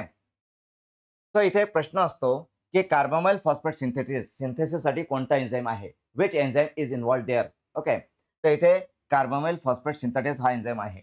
अजून याच्यावरती ह्या एन्झाईमवरती 2 ते 3 प्रकारे प्रश्न विचारण्यात आलेले आहे एक्झाममध्ये आणि ते आपण आपल्या बुकमध्ये एमसीक्यूजमध्ये दिलेले आहेत. आता हा जो कार्बोमाइल फॉस्फेट आहे हा पुढे जाऊन ऑर्निथिन सोबत कंबाईन होतो. ऑर्निथिन इट इंटरॅक्ट्स विथ ऑर्निथिन आणि इथे मग हा इनऑर्गॅनिक फॉस्फेट जो आहे हा फॉस्फेट इथून बाहेर पडतो आणि इथे कार्बामाइल ऑर्निथिन कंबाईन होऊन सिट्रोलिन हा प्रोडक्ट तयार होतो. कोणता प्रोडक्ट? सिट्रोलिन. आणि इथे जो एन्झाईम आहे तो एन्झाईम म्हणजे ऑर्निथिन ट्रान्स कार्बामाइलेज. ऑर्निथिन ट्रान्स कार्बामाइलेज हा एन्झाईम इथे आहे. आता हा जो सिट्रोलिन आहे हा पण कुठे तयार झाला? मायटोकॉन्ड्रियामध्ये. सिट्रोलिन हा मायटोकॉन्ड्रियामध्ये तयार होतो आणि मग मायटोकॉन्ड्रियामधून तो सायटोप्लाझम मध्ये एंटर करतो. It enters into cytoplasm. Okay. मग इथून हा सिट्रोलिन सायटोप्लाझम मध्ये आला. ओके. आता सायटोप्लाझम मध्ये सिट्रोलिन रिॲक्ट्स विथ आस्पार्टेट. मग हा आस्पार्टेट आला कुठून? हा ट्रान्सअमायनेशन पासून आला. कुठून आला? ट्रान्सअमायनेशन. आणि हा aspartate is the source of nitrogen. Second जो नायट्रोजन येतो युरिया सायकलमध्ये युरियासाठी तो कुठून येतो? तर आस्पार्टेट पासून येतो. युरियाचं मॉलिक्युलर स्ट्रक्चर काय? तर युरियाचं स्ट्रक्चर जसं आपण आता बघितलं होतं पुन्हा एकदा सांगतो. NH2 C double bond NH2. This is urea, right.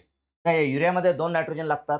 तर 2 पैकी एक नायट्रोजन अमोनियाकडून येतो आणि दुसरा जो नायट्रोजन आहे तो या आस्पार्टेटकडून येतो.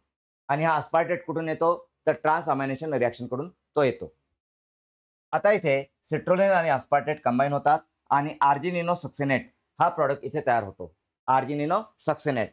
आणि इथे हा प्रोडक्ट सिंथेसाइज होतो म्हणून इथे सिंथेटेज एन्झाईम आलेला आहे. आर्जिनिनोसक्सिनेट सिंथेटेज. आणि सिंथेटेज आहे म्हणजे त्याला एटीपीची रिक्वायरमेंट असेल. तो म्हणून इथे एटीपी आलंय आणि AMP plus PPI. PPI pyrophosphate, inorganic pyrophosphate. Okay. आता त्यानंतर इथे हा जो आर्जिनिनोसक्सिनेट आहे तर या आर्जिनिनोसक्सिनेटवरती आर्जिनिनोसक्सिनेज एन्झाईम ऍक्ट करतो. ओके. आर्जिनिनोसक्सिनेज. आणि हा जो आर्जिनिनोसक्सिनेट आहे then it breaks into fumarate and arginine. Fumarate आणि आर्जिनिन मध्ये तो ब्रेक होतो. आता हा जो फ्युमरेट आहे हा फ्युमरेट कुठे जातो? तर हा जातो TCA सायकलकडे.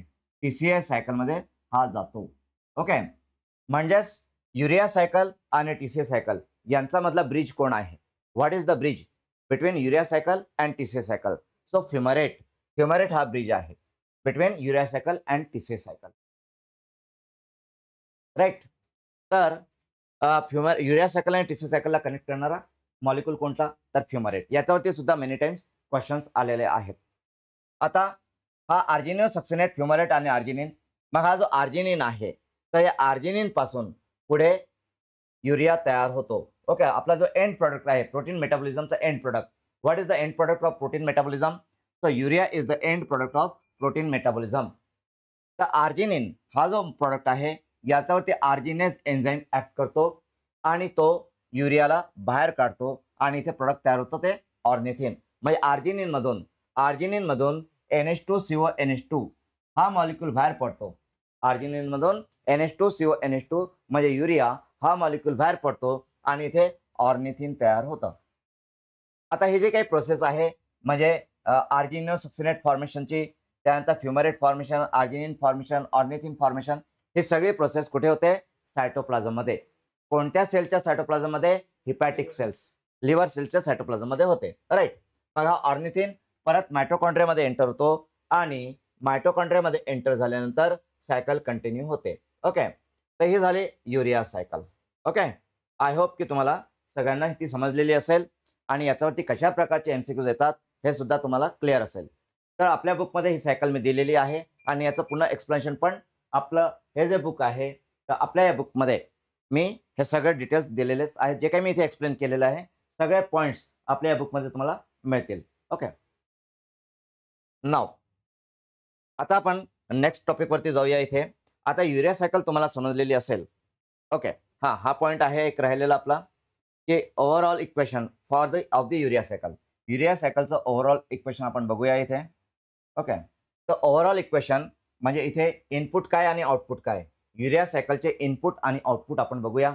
तर युरिया सायकलमध्ये इनपुट काय? तर अमोनियम आयन. कुठून येतो अमोनियम आयन? तर डिअमायनेशन रिॲक्शन मधून येतो. डिअमायनेशन रिॲक्शन नॉर्मली कुठे होते? तर नॉर्मली लिव्हरमध्ये असते. डिअमायनेशन रिॲक्शन हे लिव्हरमध्येच होत असते. ओके. त्यानंतर कार्बन डायऑक्साईड आहे, आस्पार्टेट आहे. हा आस्पार्टेट कुठून येतो? तर आस्पार्टेट हा ट्रान्सअमायनेशन रिॲक्शन मधून येतो. तर डिअमायनेशन मधून अमोनिया येतो, ट्रान्सअमायनेशन मधून आस्पार्टेट येतो. डिअमायनेशन आणि ट्रान्सअमायनेशन आपण ऑलरेडी डिस्कस केलेलेच आहेत. त्यानंतर इथे 3 ATPs आहेत. ओके, 3 ATPs सिंथेटेज, 2 ठिकाणी सिंथेटेज एन्झाईम आलेले आहेत, 2 ठिकाणी सिंथेटेज एन्झाईम आलेले आहेत, तर त्यांना ATP लागतो. त्यानंतर इथे वॉटर आहे. ओके, वॉटर पण 2 ठिकाणी आलेलं आहे.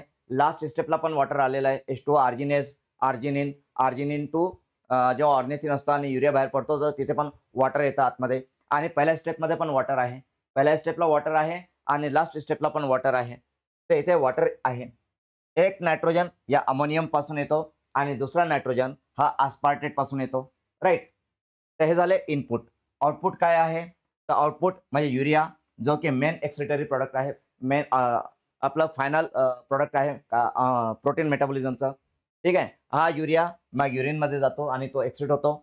फ्युमरेट TCA सायकलमध्ये एंटर होतो आणि फ्युमरेट हा TCA सायकल आणि आपले युरिया सायकल यांना कनेक्ट करतो आणि फ्युमरेट पासून पुढे एनर्जी तयार होते. Then twice ADP, twice inorganic phosphate, AMP and PPI हे याचे प्रोडक्ट्स आहेत. ओके, सो हे इनपुट झालं आणि हे आउटपुट आहे युरिया सायकलचं. राईट. इथे आपण ही युरिया सायकल जी आहे, ही युरिया सायकल इथे आपण व्यवस्थित समजावून घेतलेली आहे. ओके, सो नाव नेक्स्ट आपण जाऊया. Okay, so protein deficiency diseases.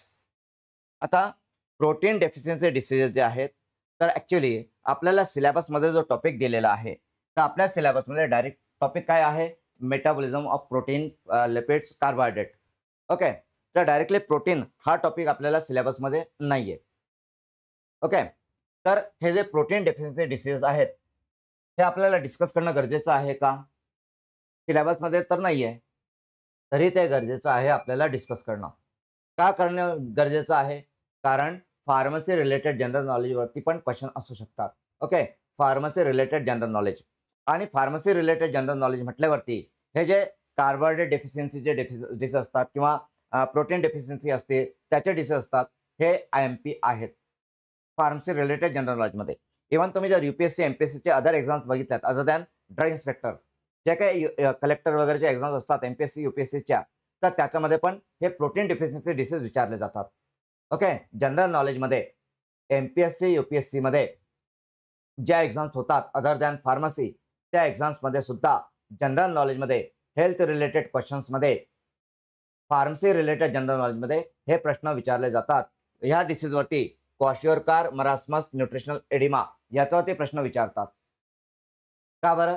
कारण हे सगळे मल न्यूट्रिशनशी संबंधित आहेत. कशाशी संबंधित आहे? मल न्यूट्रिशन, कुपोषण. हे सगळे डिसीज काय आहेत? ते कुपोषणशी संबंधित आहेत ना. कुपोषण, राईट. मल न्यूट्रिशन. मग UPSC MPSC देणाऱ्या विद्यार्थ्यांना, जे कोणी ॲस्पायरंट असतात MPSC UPSCचे, त्यांना मल न्यूट्रिशन ही कन्सेप्ट माहिती पाहिजे. त्यांच्यासाठी मल न्यूट्रिशन खूप महत्त्वाचं आहे. एखादा कलेक्टर असेल तर त्याला मल न्यूट्रिशन माहितीच पाहिजे, की आपल्या एरियामध्ये, आपल्या भारतामध्ये कुठे-कुठे मल न्यूट्रिशन आहे. तर हे जे आहेत क्वाशियोरकार, मरास्मस, न्यूट्रिशनल एडिमा, हे मल न्यूट्रिशनशी संबंधित आहे. म्हणून हे डिसीज तुम्हाला माहिती पाहिजे. तर हे जे डिसीज आहेत क्वाशियोरकार, मरास्मस, न्यूट्रिशनल एडिमा, हे प्रोटीन डेफिशियन्सी डिसीज आहे. प्रोटीन डेफिशियन्सी म्हणजे एखादा बाळ असेल, चाइल्ड आहे, 4-5 वर्षाचा असेल, त्याला प्रोटीन मिळतच नाहीये.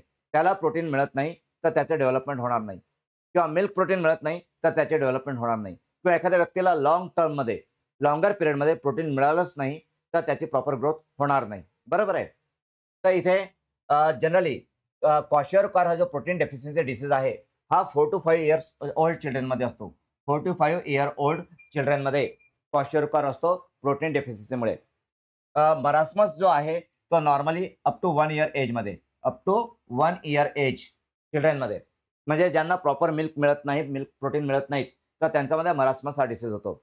आणि न्यूट्रिशनल एडिमा हा जनरली ॲडल्टमध्ये असतो आणि जेव्हा ॲडल्ट्सला लॉंगर पिरियडसाठी, लॉंगर टर्मसाठी प्रोटीन मिळत नाही, प्रोटीनची डेफिशियन्सी असते त्याचा फूडमध्ये, तर इथे न्यूट्रिशनल एडिमा होऊ शकतो.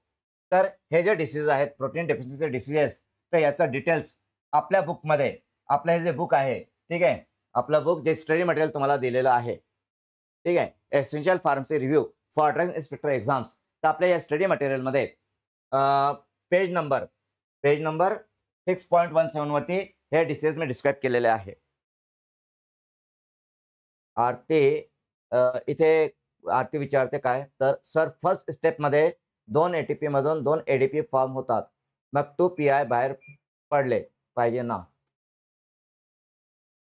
पहिल्या स्टेपमध्ये 2 एटीपी मधून 2 एडीपी बाहेर होतात, मग 2 पीआय बाहेर पडले पाहिजे ना. आपण आरती आपण डिस्कस करू त्याच्यावरती. ओके. आता आपली लिंक इथे आहे. आपण डेफिशियन्सी डिसीजवरती आहोत. तर आता आपण नंतर त्याच्यावरती डिस्कस करू. I will reply you. मी तुम्हाला ते रिप्लाय करतो. ओके. आता आपण आपली लिंक इथे लागलेली आहे. ही लिंक आपण ब्रेक नाही करणार. ठीक आहे. I will reply you. मी नंतर रिप्लाय करतो तुम्हाला. ओके. ठीक आहे. So the protein deficiency disease are page 6.17 वरती दिलेले आहे आपल्या बुकमध्ये. याचे एमसीक्यूज पण दिलेले आहेत आणि डिटेल पण मी दिलेलं आहे. तर बुकमधून हे डिटेलमध्ये तुम्ही स्टडी करा आणि याचे एमसीक्यू सॉल्व्ह करा. देन नेक्स्ट आता amino acid metabolism disease. Amino acid metabolism म्हणजेच हे युरिया सायकलशी संबंधित, ट्रान्स अमायनेशनशी संबंधित, डिअमायनेशनशी संबंधित डिसीज असतील. तर हे जे डिसीज आहेत अमायनो ऍसिड मेटाबॉलिझम डिसीज, हे डिसीज आपल्या सिलेबसमध्ये आहे. These are the disease in our syllabus. कारण सिलेबसमध्ये आपल्याला मेटाबॉलिझम टॉपिक आहे. तर हे डिसीज आपल्याला सिलेबससाठी आपल्याला करावं लागेल. सो अमायनो ऍसिड मेटाबॉलिझम म्हणजेच protein metabolism related diseases. Okay. तर इथे फर्स्ट जो डिसीज आहे दॅट इज अल्कॅप्टोनुरिया. काय नाव आहे त्याचं? अल्कॅप्टोनुरिया. आता जो अल्कॅप्टोनुरिया डिसीज आहे it is also known as black urine disease. Okay. Black urine disease.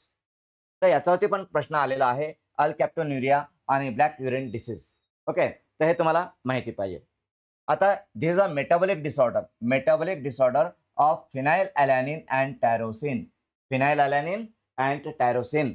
Okay. Then enzyme deficiency लक्षात घ्या. ओके. एन्झाईम डेफिशियन्सी इथे पण डेफिशियन्सी कशाची आहे? एन्झाईमची आहे. हार्मोनची आहे का? नाही. काल आपण एक एमसीक्यूचं उत्तर देताना आपण तिथे मिस्टेक केली होती. राईट. तर लक्षात घ्या इथे एन्झाईम्स आलेले. डेफिशियन्सी कशाची आहे हे लक्षात घ्या. म्हणजे आपण जे कार्बोहायड्रेट मेटाबॉलिझम बघतो किंवा प्रोटीन मेटाबॉलिझम किंवा लिपिड मेटाबॉलिझम आहेत. ओके. तर त्या मेटाबॉलिझममध्ये नॉर्मली जे डिसीज आहेत तर ते डिसीज नॉर्मली एन्झाईम रिलेटेड आहेत. कारण आपण इथे युरिया सायकल बघितली, काल ग्लायकोलिसिस बघितलं, टीसी सायकल बघितली किंवा beta oxidation of fatty acid बघितलं. तर याच्यामध्ये जनरली एन्झाईम्स इन्व्हॉल्व असतात. जेव्हा या सायकलमध्ये एन्झाईमची डेफिशियन्सी होते तेव्हा ती सायकल जी आहे ती प्रॉपर रन होत नाही. त्याच्यामध्ये प्रॉब्लेम्स येतात आणि मग त्याच्यामध्ये डिफरंट डिसीज होऊ शकतात. तर इथे एन्झाईम्स कोणते इन्व्हॉल्व आहेत ते महत्त्वाचं आहे. आता इथे alkaptonuria, black urine disease, so metabolic disorder of phenylalanine and tyrosine. Then enzyme deficiency कोणती इथे? तर enzyme deficiency is homogentisate 1,2 dioxygenase. Okay. Homogentisate 1,2 dioxygenase या एन्झाईमची इथे डेफिशियन्सी असते. इथे it is characterised by the accumulation of homogentisic acid in the body. Accumulation of which acid? कोणत्या ऍसिडचं accumulation आहे ते? तर इथे होमोजेंटिसिक ऍसिडचं accumulation आहे. Accumulation of homogentisic acid in the body. Okay. Then it was first described by Dr.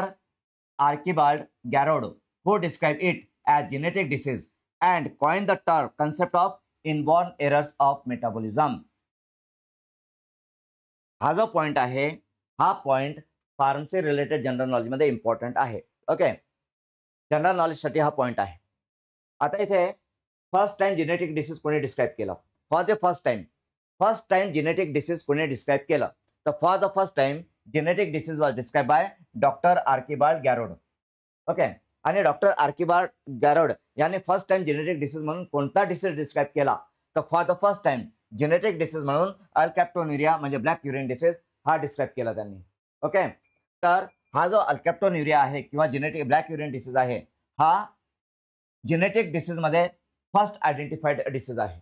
First. आणि इथूनच genetic disease किंवा hereditary disease किंवा इनबॉर्न एरर ऑफ मेटाबॉलिझम हे जे आहे कन्सेप्ट, या कन्सेप्ट इथून आलेले आहेत, इथून या डिसीज पासून. आणि हे कोणी डिस्क्राईब केलंय? डॉक्टर आर्किबाल्ड गॅरोड यांनी. तो हा पॉइंट पण आपल्याला जनरल नॉलेजच्या दृष्टीने इम्पॉर्टंट आहे. ओके. तर लक्षात घ्या. तो alkaptonuria black urine disease was first describe by doctor Archibald Garrod, who describe it as genetic disease and coin the term. Coin पहिल्यांदा हा शब्द वापरला. काय शब्द वापरला? इनबॉर्न एरर्स ऑफ मेटाबॉलिझम पहिल्यांदा. ओके. तो हे लक्षात घ्या. आता इथे आपण हे जे अल्कॅप्टोनुरिया किंवा ब्लॅक युरिन डिसीज आहे याचे आपण हे बघितलं की हा काय आहे? Metabolic disorder of phenylalanine आणि टायरोसिन. ओके. त्यानंतर enzyme deficiency, so homogentisate 1,2 dioxygenase या एन्झाईमची deficiency. Okay. Then it is characterised by the accumulation of homogentisic acid in the body. इथे आपण एक पॉइंट कव्हर केलेला नाहीये. तो पॉइंट काय? तर इथे आपण या डिसीजचे सिम्पटम्स कव्हर केलेले नाहीत. सिम्पटम्स. ओके. तर ते मी तुमच्यासाठी सोडतो. तुम्हाला हा डिसीज गुगल करायचा आहे, अल्केप्टोनुरिया, आणि याचे सिम्पटम्स काय हे तुम्हाला शोधायचे. हे असं समजा की मी तुम्हाला असाइनमेंट देतोय. असाइनमेंट. आता ही असाइनमेंट तुम्हाला का देतोय मी? कारण जेव्हा तुम्ही एका प्रश्नाचं उत्तर शोधता तेव्हा तुम्हाला अजून 10 प्रश्नांचे उत्तर सापडतात. ओके. तर हे जे काही डिसीज आपण आता कव्हर करणार आहोत, तर मी ह्या डिसीजचे सिम्पटम जनरली दिलेले नाहीत. ते सिम्पटम्स तुम्हाला सर्च करायचं आहे, तुम्हाला गुगल करायचं आहे. जेव्हा तुम्ही एक गोष्ट सर्च करता तर तिथे तुम्हाला अजून 10 एक्स्ट्रा गोष्टी सापडतील. जसं की इथे जर तुम्ही हा डिसीज सर्च केला की तर तुम्हाला हा एक्स्ट्रा पॉईंट सापडेल. ओके. तर असे पॉईंट्स तुम्हाला सापडतात. त्यामुळे तुम्हाला स्वतःला सुद्धा ही सवय असायला पाहिजे, सर्च करण्याची, गुगल करण्याची, नवीन माहिती शोधून काढण्याची. फक्त क्लासवरती किंवा फक्त बुक्सवरती डिपेंड राहू नका. तर स्वतः ऍक्टिव्ह व्हा आणि ऍक्टिव्ह होऊन नवीन जे काही इन्फॉर्मेशन तुम्ही काढू शकता ते काढा, ते मिळवा, अपडेट राहा. ओके. देन आपण पुढे जाऊया इथे. Now next disease is phenylketonuria. Okay. Phenylketonuria. हे सगळं आपण काय बघतोय? हे सगळं आपण अमायनो ऍसिड रिलेटेड डिसीज आपण बघतोय. ओके. तर phenylketonuria, so a genetic disorder. हे सगळे डिसीज जेनेटिक डिसऑर्डर आहे, ते पण लक्षात घ्या. Genetic disorder. ओके. आपण पहिला डिसीज बघितला तो पण जेनेटिक डिसऑर्डर होता. हा डिसीज पण काय? हा जेनेटिक डिसऑर्डर आहे. ओके. तो genetic disorder related to phenylalanine metabolism. Phenylalanine metabolism. Deficiency of phenylalanine hydroxylase. कोणत्या एन्झाईमची डेफिशियन्सी असते ते इथे? तर फिनाइल अलानिन हायड्रॉक्सिलेज या एन्झाईमची डेफिशियन्सी इथे असते. ओके. आता याचे पण जे कॅरेक्टरिस्टिक्स किंवा सिम्पटम्स असतील ते तुम्ही सर्च करा. Then next is maple syrup urine disease, MSUD. MSUD maple syrup urine disease. म्हणजे इथे जे युरिन असतं, युरिनचं जे स्मेल असतं, युरिनची स्मेल, तर युरिनची स्मेल ही सिरप सारखी, मॅपल सिरप सारखी असते. युरिनची स्मेल मॅपल सिरप सारखी असते, म्हणून याला म्हणतात maple syrup urine disease. Okay. So maple syrup urine disease, so a metabolic disorder of branch amino acid. Branch amino acid. Okay. काल आपण GSD मध्ये बघितलं होतं, कोरिस डिसीज मध्ये. GSD glycogen storage disease. तर तिथे पण ब्रांच एन्झाईम, बरोबर आहे, आणि त्याच्या खाली डी ब्रांच एन्झाईम होतं, बरोबर आहे. हा. तर इथे अमायनो ऍसिड मध्ये हे अमायनो ऍसिड रिलेटेड आहे मॅपल. ओके. तर मॅपल मध्ये metabolic disorder of branch amino acid. Okay. Then deficiency of alpha keto dehydrogenase. कोणत्या एन्झाईमची डेफिशियन्सी आहे इथे? Which enzyme is deficient here? कोणता एन्झाईम इथे डेफिशियंट असतो? तर इथे अल्फा कीटो डिहायड्रोजिनेस हा एन्झाईम डेफिशियंट आहे. ओके. तर इथे तुम्ही स्टडी करताना एक टेबलच बनवा, एक लिस्ट बनवा, मेटाबॉलिक डिसीज आणि डेफिशियंट एन्झाईम. आपण कार्बोहायड्रेटमध्ये ग्लायकोलिसिस, कार्बोहायड्रेटमध्ये पण आपण बघितलं की जे ग्लायकोजन स्टोरेज डिसीज होते, तर ग्लायकोजन स्टोरेज डिसीजमध्ये कोणत्या डिसीजमध्ये कोणता एन्झाईम डेफिशियंट आहे. तर इथे पण आपण बघतोय प्रोटीन मेटाबॉलिझममध्ये की कोणत्या डिसीजमध्ये कोणता एन्झाईम डेफिशियंट आहे. तर पुढे जेव्हा आपण लिपिड बघूया तर लिपिडमध्ये पण असंच येणार आहे की डिसीज आणि डेफिशियंट एन्झाईम. तर एक टेबल किंवा एक चार्ट, एक लिस्ट अशी बनवून घ्या की ज्याच्यामध्ये डिसीज आणि डेफिशियंट एन्झाईम असेल. आणि हे जे काही आपण इथे बघतो मेटाबॉलिझम रिलेटेड डिसीजेस, तर या डिसीजमध्ये एक तरी डिसीज विचारला जातो. म्हणजे कार्बोहायड्रेट मेटाबॉलिझम रिलेटेड डिसीज असेल, म्हणजे ग्लायकोजन स्टोरेज डिसीज असतील, किंवा प्रोटीन मेटाबॉलिझमचे डिसीज असतील, किंवा लिपिडचे डिसीज असतील. ओके. तर या डिसीजेसपैकी एक तरी डिसीज विचारला जातो एक्झाममध्ये, हे लक्षात घ्या. ओके. तर इथे maple syrup urine disease, MSUD, metabolic disorder of branch amino acid. Then deficiency of alpha keto dehydrogenase. कोणत्या एन्झाईमची? अल्फा कीटो डिहायड्रोजिनेस एन्झाईमची डेफिशियन्सी असते. If untreated can lead to coma and death within weeks of birth. Okay. तर हा पण genetic disease आहे, inborn disease आहे, inborn genetic. Okay. तर इथे कोमा, कोमा केव्हा होतो? जेव्हा ब्रेन डॅमेज होतो, बरोबर आहे. कोमा केव्हा होईल? जेव्हा ब्रेन डॅमेज होईल. म्हणजे हा जो डिसीज असतो, म्हणजे इथे या मेटाबॉलिक डिसऑर्डरमुळे किंवा ह्या डिसीजमध्ये ब्रेन अफेक्ट होतो, ब्रेनला प्रॉब्लेम होतो, ब्रेन डॅमेज होतो. Okay, neurotoxicity is there, neurotoxicity, genetic problems will be there, neuro related. आणि सगळ्याच डिसीजमध्ये न्यूरो रिलेटेड प्रॉब्लेम आहेतच सगळ्या डिसीजमध्ये. तुम्ही जेव्हा याचे सिम्पटम्स बघाल तर तुमच्या लक्षात येईल की सगळ्याच डिसीजमध्ये कुठे ना कुठे ब्रेन डिसीज आहे. Okay, metabolic disorder of branch amino acid. Okay, तर ब्रांच अमायनो ऍसिड्समध्ये इथे leucine, isoleucine, valine, these are the branch amino acids. हे ब्रांच अमायनो ऍसिड्स आहेत. तर इथे मॅपल सिरप युरिन डिसीज हा ल्युसिन, आयसोल्युसिन अँड व्हॅलिन हे जे अमायनो ऍसिड्स आहेत, ब्रांच अमायनो ऍसिड्स, यांच्याशी रिलेटेड हा डिसीज आहे. ओके, म्हणजे आता हा डिसीज जो आहे हा ल्युसिन, आयसोल्युसिन अँड व्हॅलिन यांच्याशी रिलेटेड आहे. मग या डिसीजचं ट्रीटमेंट काय असेल? तर ट्रीटमेंट काय असेल तर जो बाळ आहे, ठीक आहे, त्याला हे अमायनो ऍसिड देऊच नका. त्याचा फूडमध्ये त्याचं जे काही फूड असेल बाळाचं, आता मिल्कच त्याचं फूड आहे, बाकी दुसरं काय, पण त्याला असं ट्रीटमेंट द्या, असं फूड द्या बाळाला की ज्याच्यामध्ये हे जे अमायनो ऍसिड्स आहेत हे अमायनो ऍसिड्स नसतील, ब्रांच अमायनो ऍसिड्स नसतील, असं फूड त्याला द्यावं लागेल. ओके, तर हे झालं मॅपल सिरप युरिन डिसीज. आणि एक लक्षात घ्या, आपण इथे हे जे काही डिसीज बघतोय, म्हणजे काल आपण ग्लायकोलिसिस रिलेटेड म्हणजे ग्लायकोजन रिलेटेड डिसीज बघितले होते. ग्लायकोजन ग्लायकोजन स्टोरेज डिसीज काल आपण बघितले होते. आज आपण प्रोटीन मेटाबॉलिझम रिलेटेड डिसीज बघतोय. पुढे आपण लिपिड रिलेटेड बघूया. त्या सगळ्या डिसीजमध्ये देर इज नो ट्रीटमेंट. या डिसीजमध्ये treatment full and final treatment नाहीच आहे. There is no full and final treatment. हां, आता जेनेटिक इंजिनिअरिंगमुळे, जेनेटिक थेरपीमुळे काही डिसीजचं ट्रीटमेंट पॉसिबल होऊ शकतं, पण ते खूपच बेसिक लेवलला आहे. ओके, तर इथे जर जेव्हा तुम्ही आता स्टडी कराल अजून फर्दर, जसं मी तुम्हाला म्हटलं की यांचं या डिसीज रिलेटेड सिम्पटम्स तुम्ही सर्च करा, गुगल करा. ओके,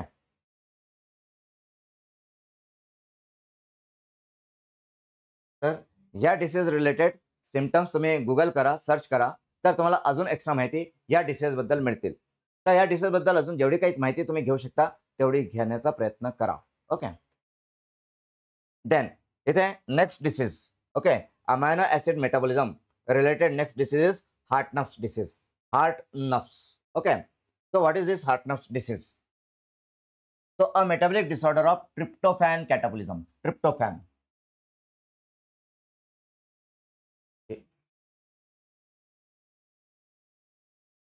ठीक आहे.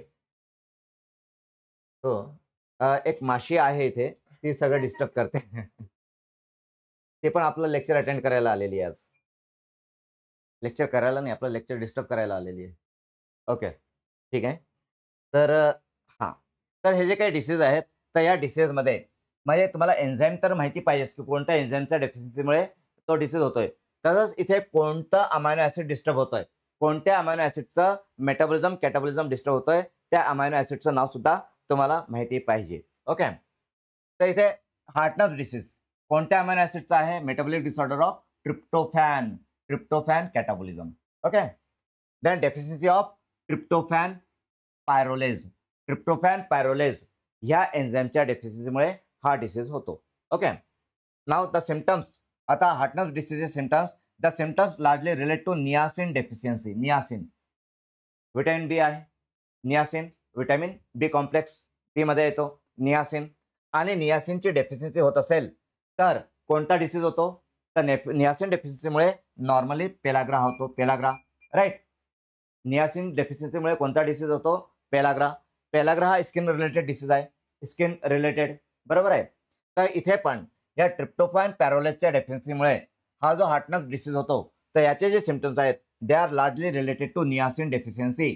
म्हणजे ते pellagra like rash and affect the skin and nervous system. Skin आणि नर्वस सिस्टीमला हा डिसीज अफेक्ट करतो and symptoms are largely related to niacin deficiency. हे लक्षात घ्या. म्हणजे अमायनो ऍसिड मेटाबॉलिझम रिलेटेड जे डिसीज आहेत, अमायनो ऍसिड मेटाबॉलिझम रिलेटेड जे डिसीज आहेत, त्या डिसीजेसमध्ये हा जो हार्टनर डिसीज आहे it is related to niacin deficiency. म्हणजे सिम्पटम्स, याचे जे सिम्पटम्स आहेत this symptoms are related to niacin deficiency. Okay, then next disease. Okay, तर इथे नेक्स्ट डिसीज कोणता आहे अमायनो ऍसिड मेटाबॉलिझममध्ये? तर अमायनो ऍसिड मेटाबॉलिझममध्ये next disease is tyrosinemia type 2. Okay, tyrosinemia type 2, that is Rischner-Hanhart syndrome or oculocutaneous tyrosinemia. हे पण नावं लक्षात असू द्या, रिश्नर-हानार्ट सिंड्रोम अँड अपोलोक्युटेनियस टायरोसिनेमिया.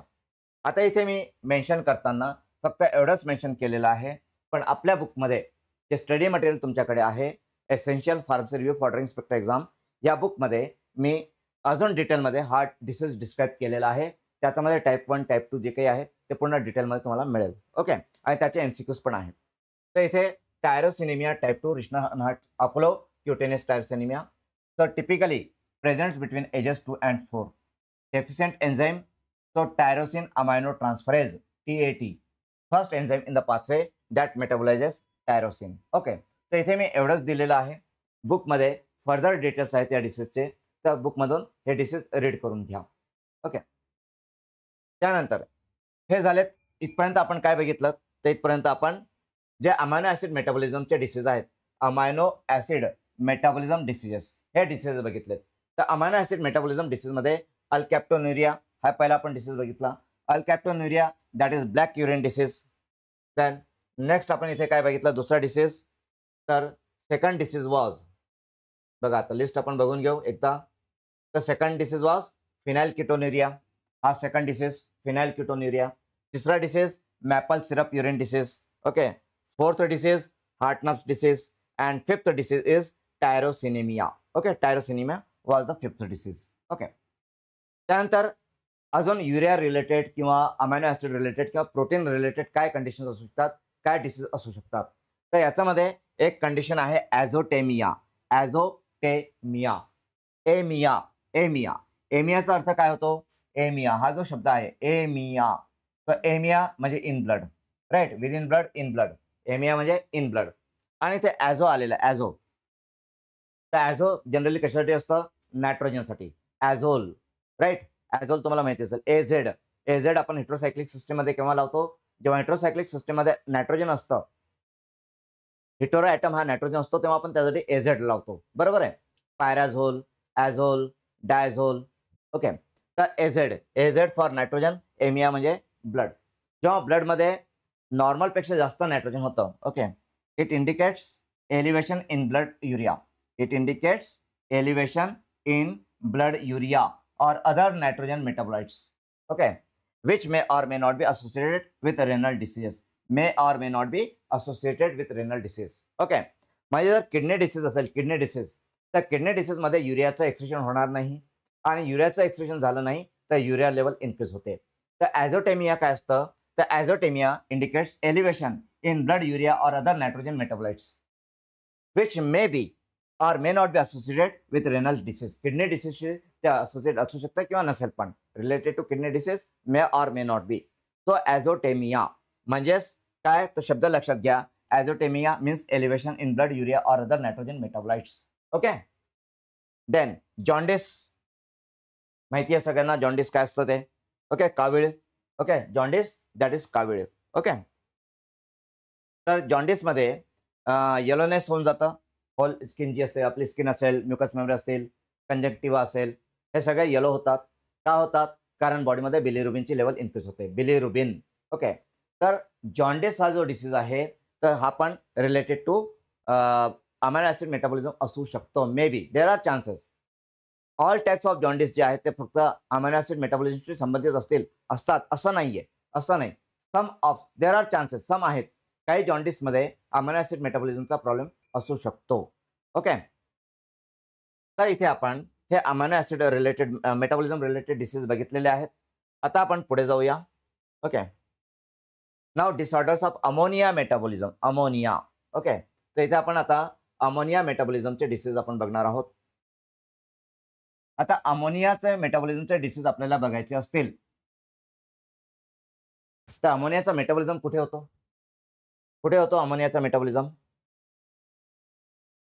अमोनियाचा मेटाबॉलिझम कशामध्ये, कशाच्या थ्रू होतो, तर अमोनियाचा मेटाबॉलिझम म्हणजेच युरिया सायकल ना.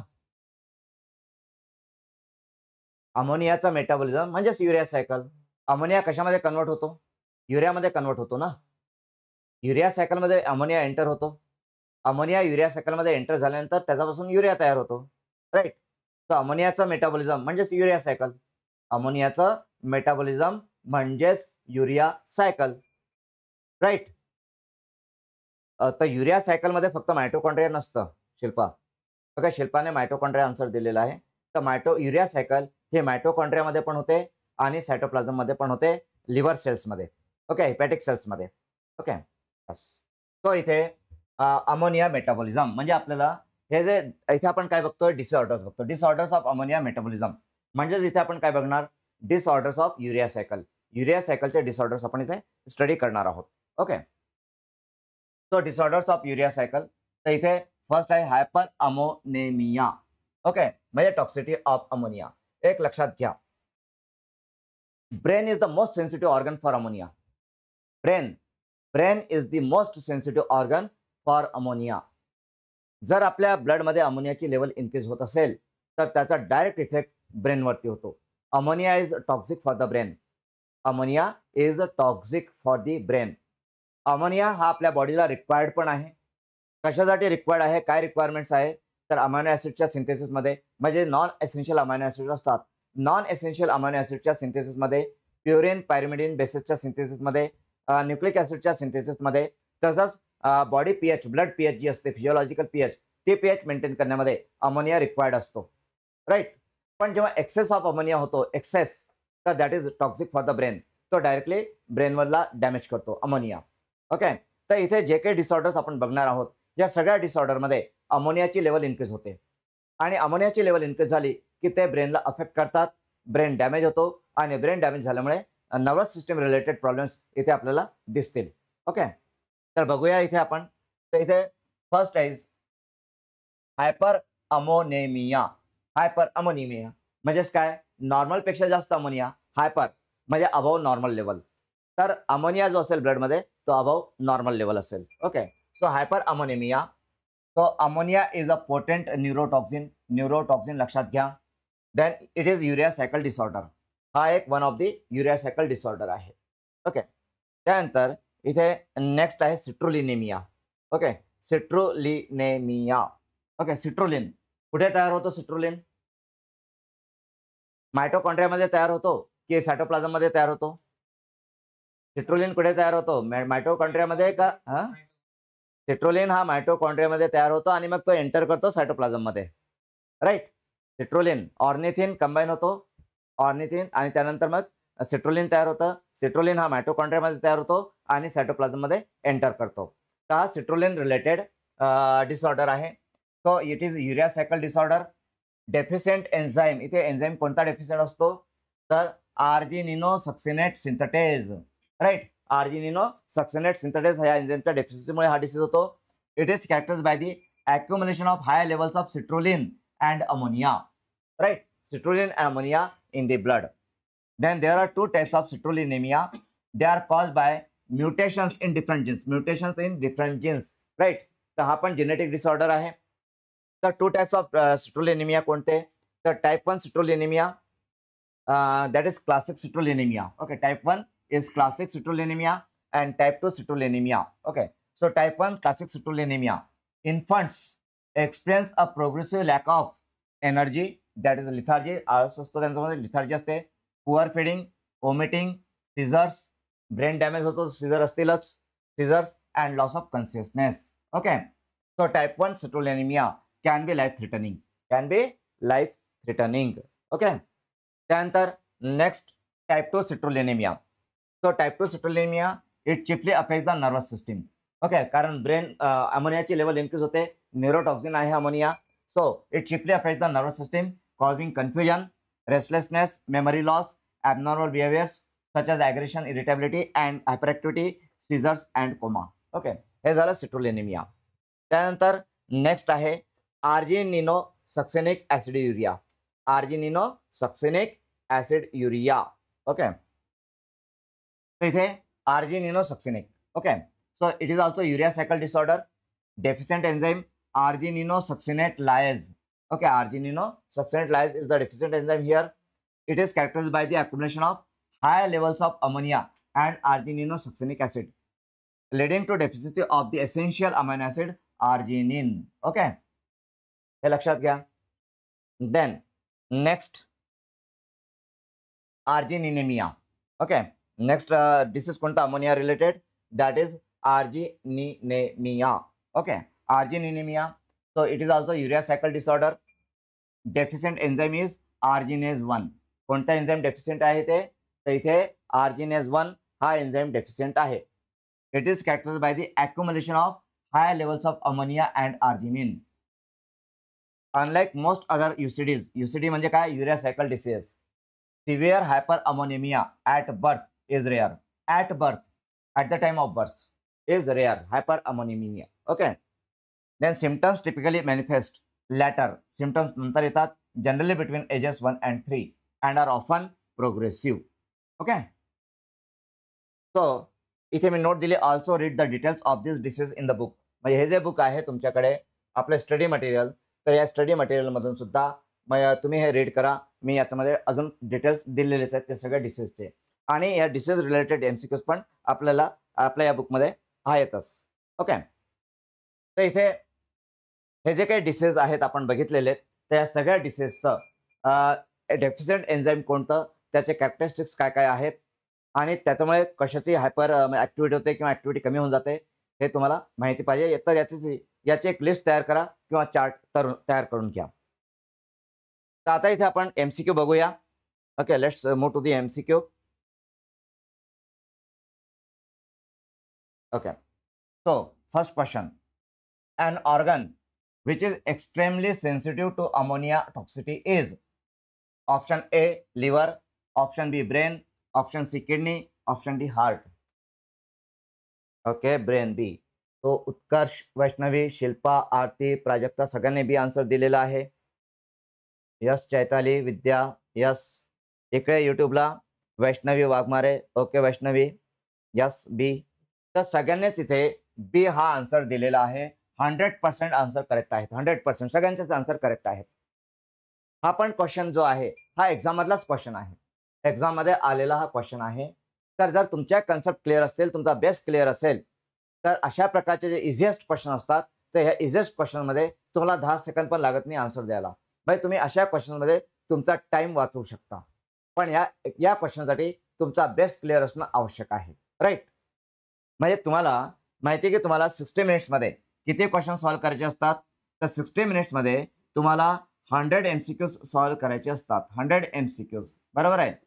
तर 100 एमसीक्यूज सॉल्व्ह करताना जर असे क्वेश्चन्स असतील, तर हे क्वेश्चन्स तुमचा वेळ वाचवतात, बट तिथे प्रेझन्स ऑफ माइंड असायला पाहिजे.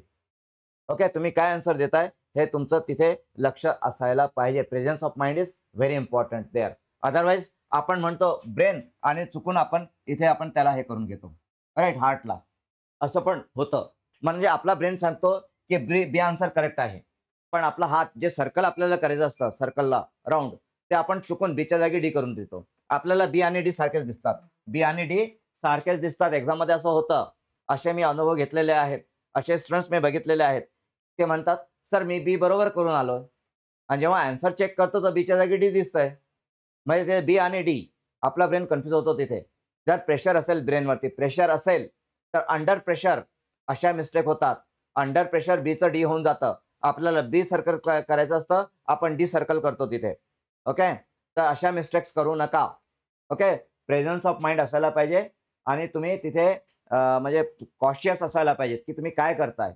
ओके, चला तर नेक्स्ट क्वेश्चन बघूया आपण. So maple syrup urine disease is an inborn error of metabolism of option A sulphur containing amino acids, option B aromatic amino acids, option C branch chain amino acids, option D dicarboxylic amino acids.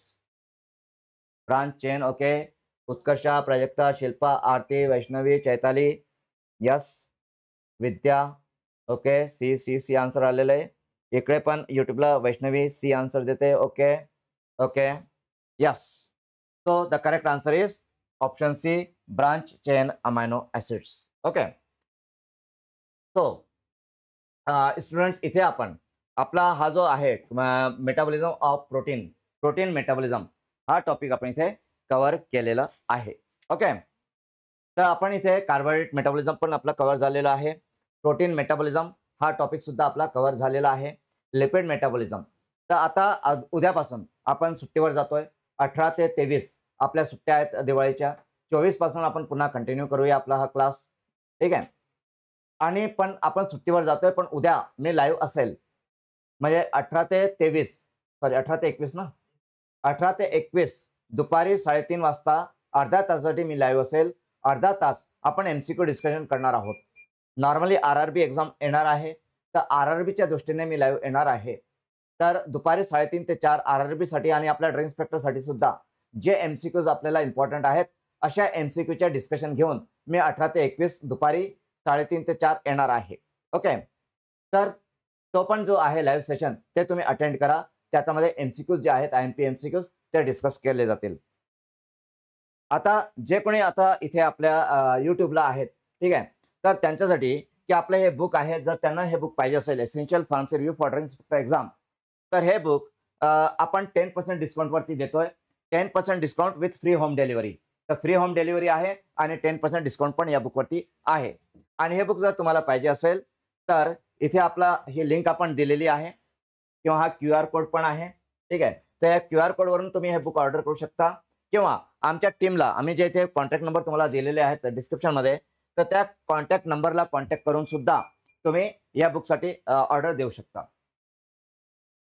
Sir D-and-C ॲक्टमध्ये I-M-P सांगा सुट्टीमध्ये करण्यासाठी. D-and-C ॲक्टमध्ये जे I-M-P आहे ते पूर्णच D and C act आणि drugs rules प्रत्येक शब्द आय-एम-पी आहे. Each and every word. म्हणजे ड्रग्ज रूल्समध्ये 960 पेजेस आहेत. How many pages are there in drug rules? तर ड्रग रूल्समध्ये 960 पेजेस आहेत आणि प्रत्येक पेज हा आय-एम-पी आहे. प्रत्येक लाईन, प्रत्येक वर्ड आय-एम-पी आहे. आणि जर तुम्ही ड्रग्ज अँड कॉस्मेटिक ॲक्ट व्यवस्थित केलं, तर समजा की तुमचा 30 to 40% स्टडी झालेला आहे. तर 30 to 40% स्टडी तुमचा ड्रग इन्स्पेक्टर एक्झामचा तो तिथेच कव्हर होऊन जातो. ओके. तर स्टुडंट्स आज आपण इथे थांबूया. तर आमच्या टीम तर्फे, पुणे अकॅडमी तर्फे, माझ्या स्वतःच्या तर्फे तुम्हाला सगळ्यांना happy Diwali. Thank you very much.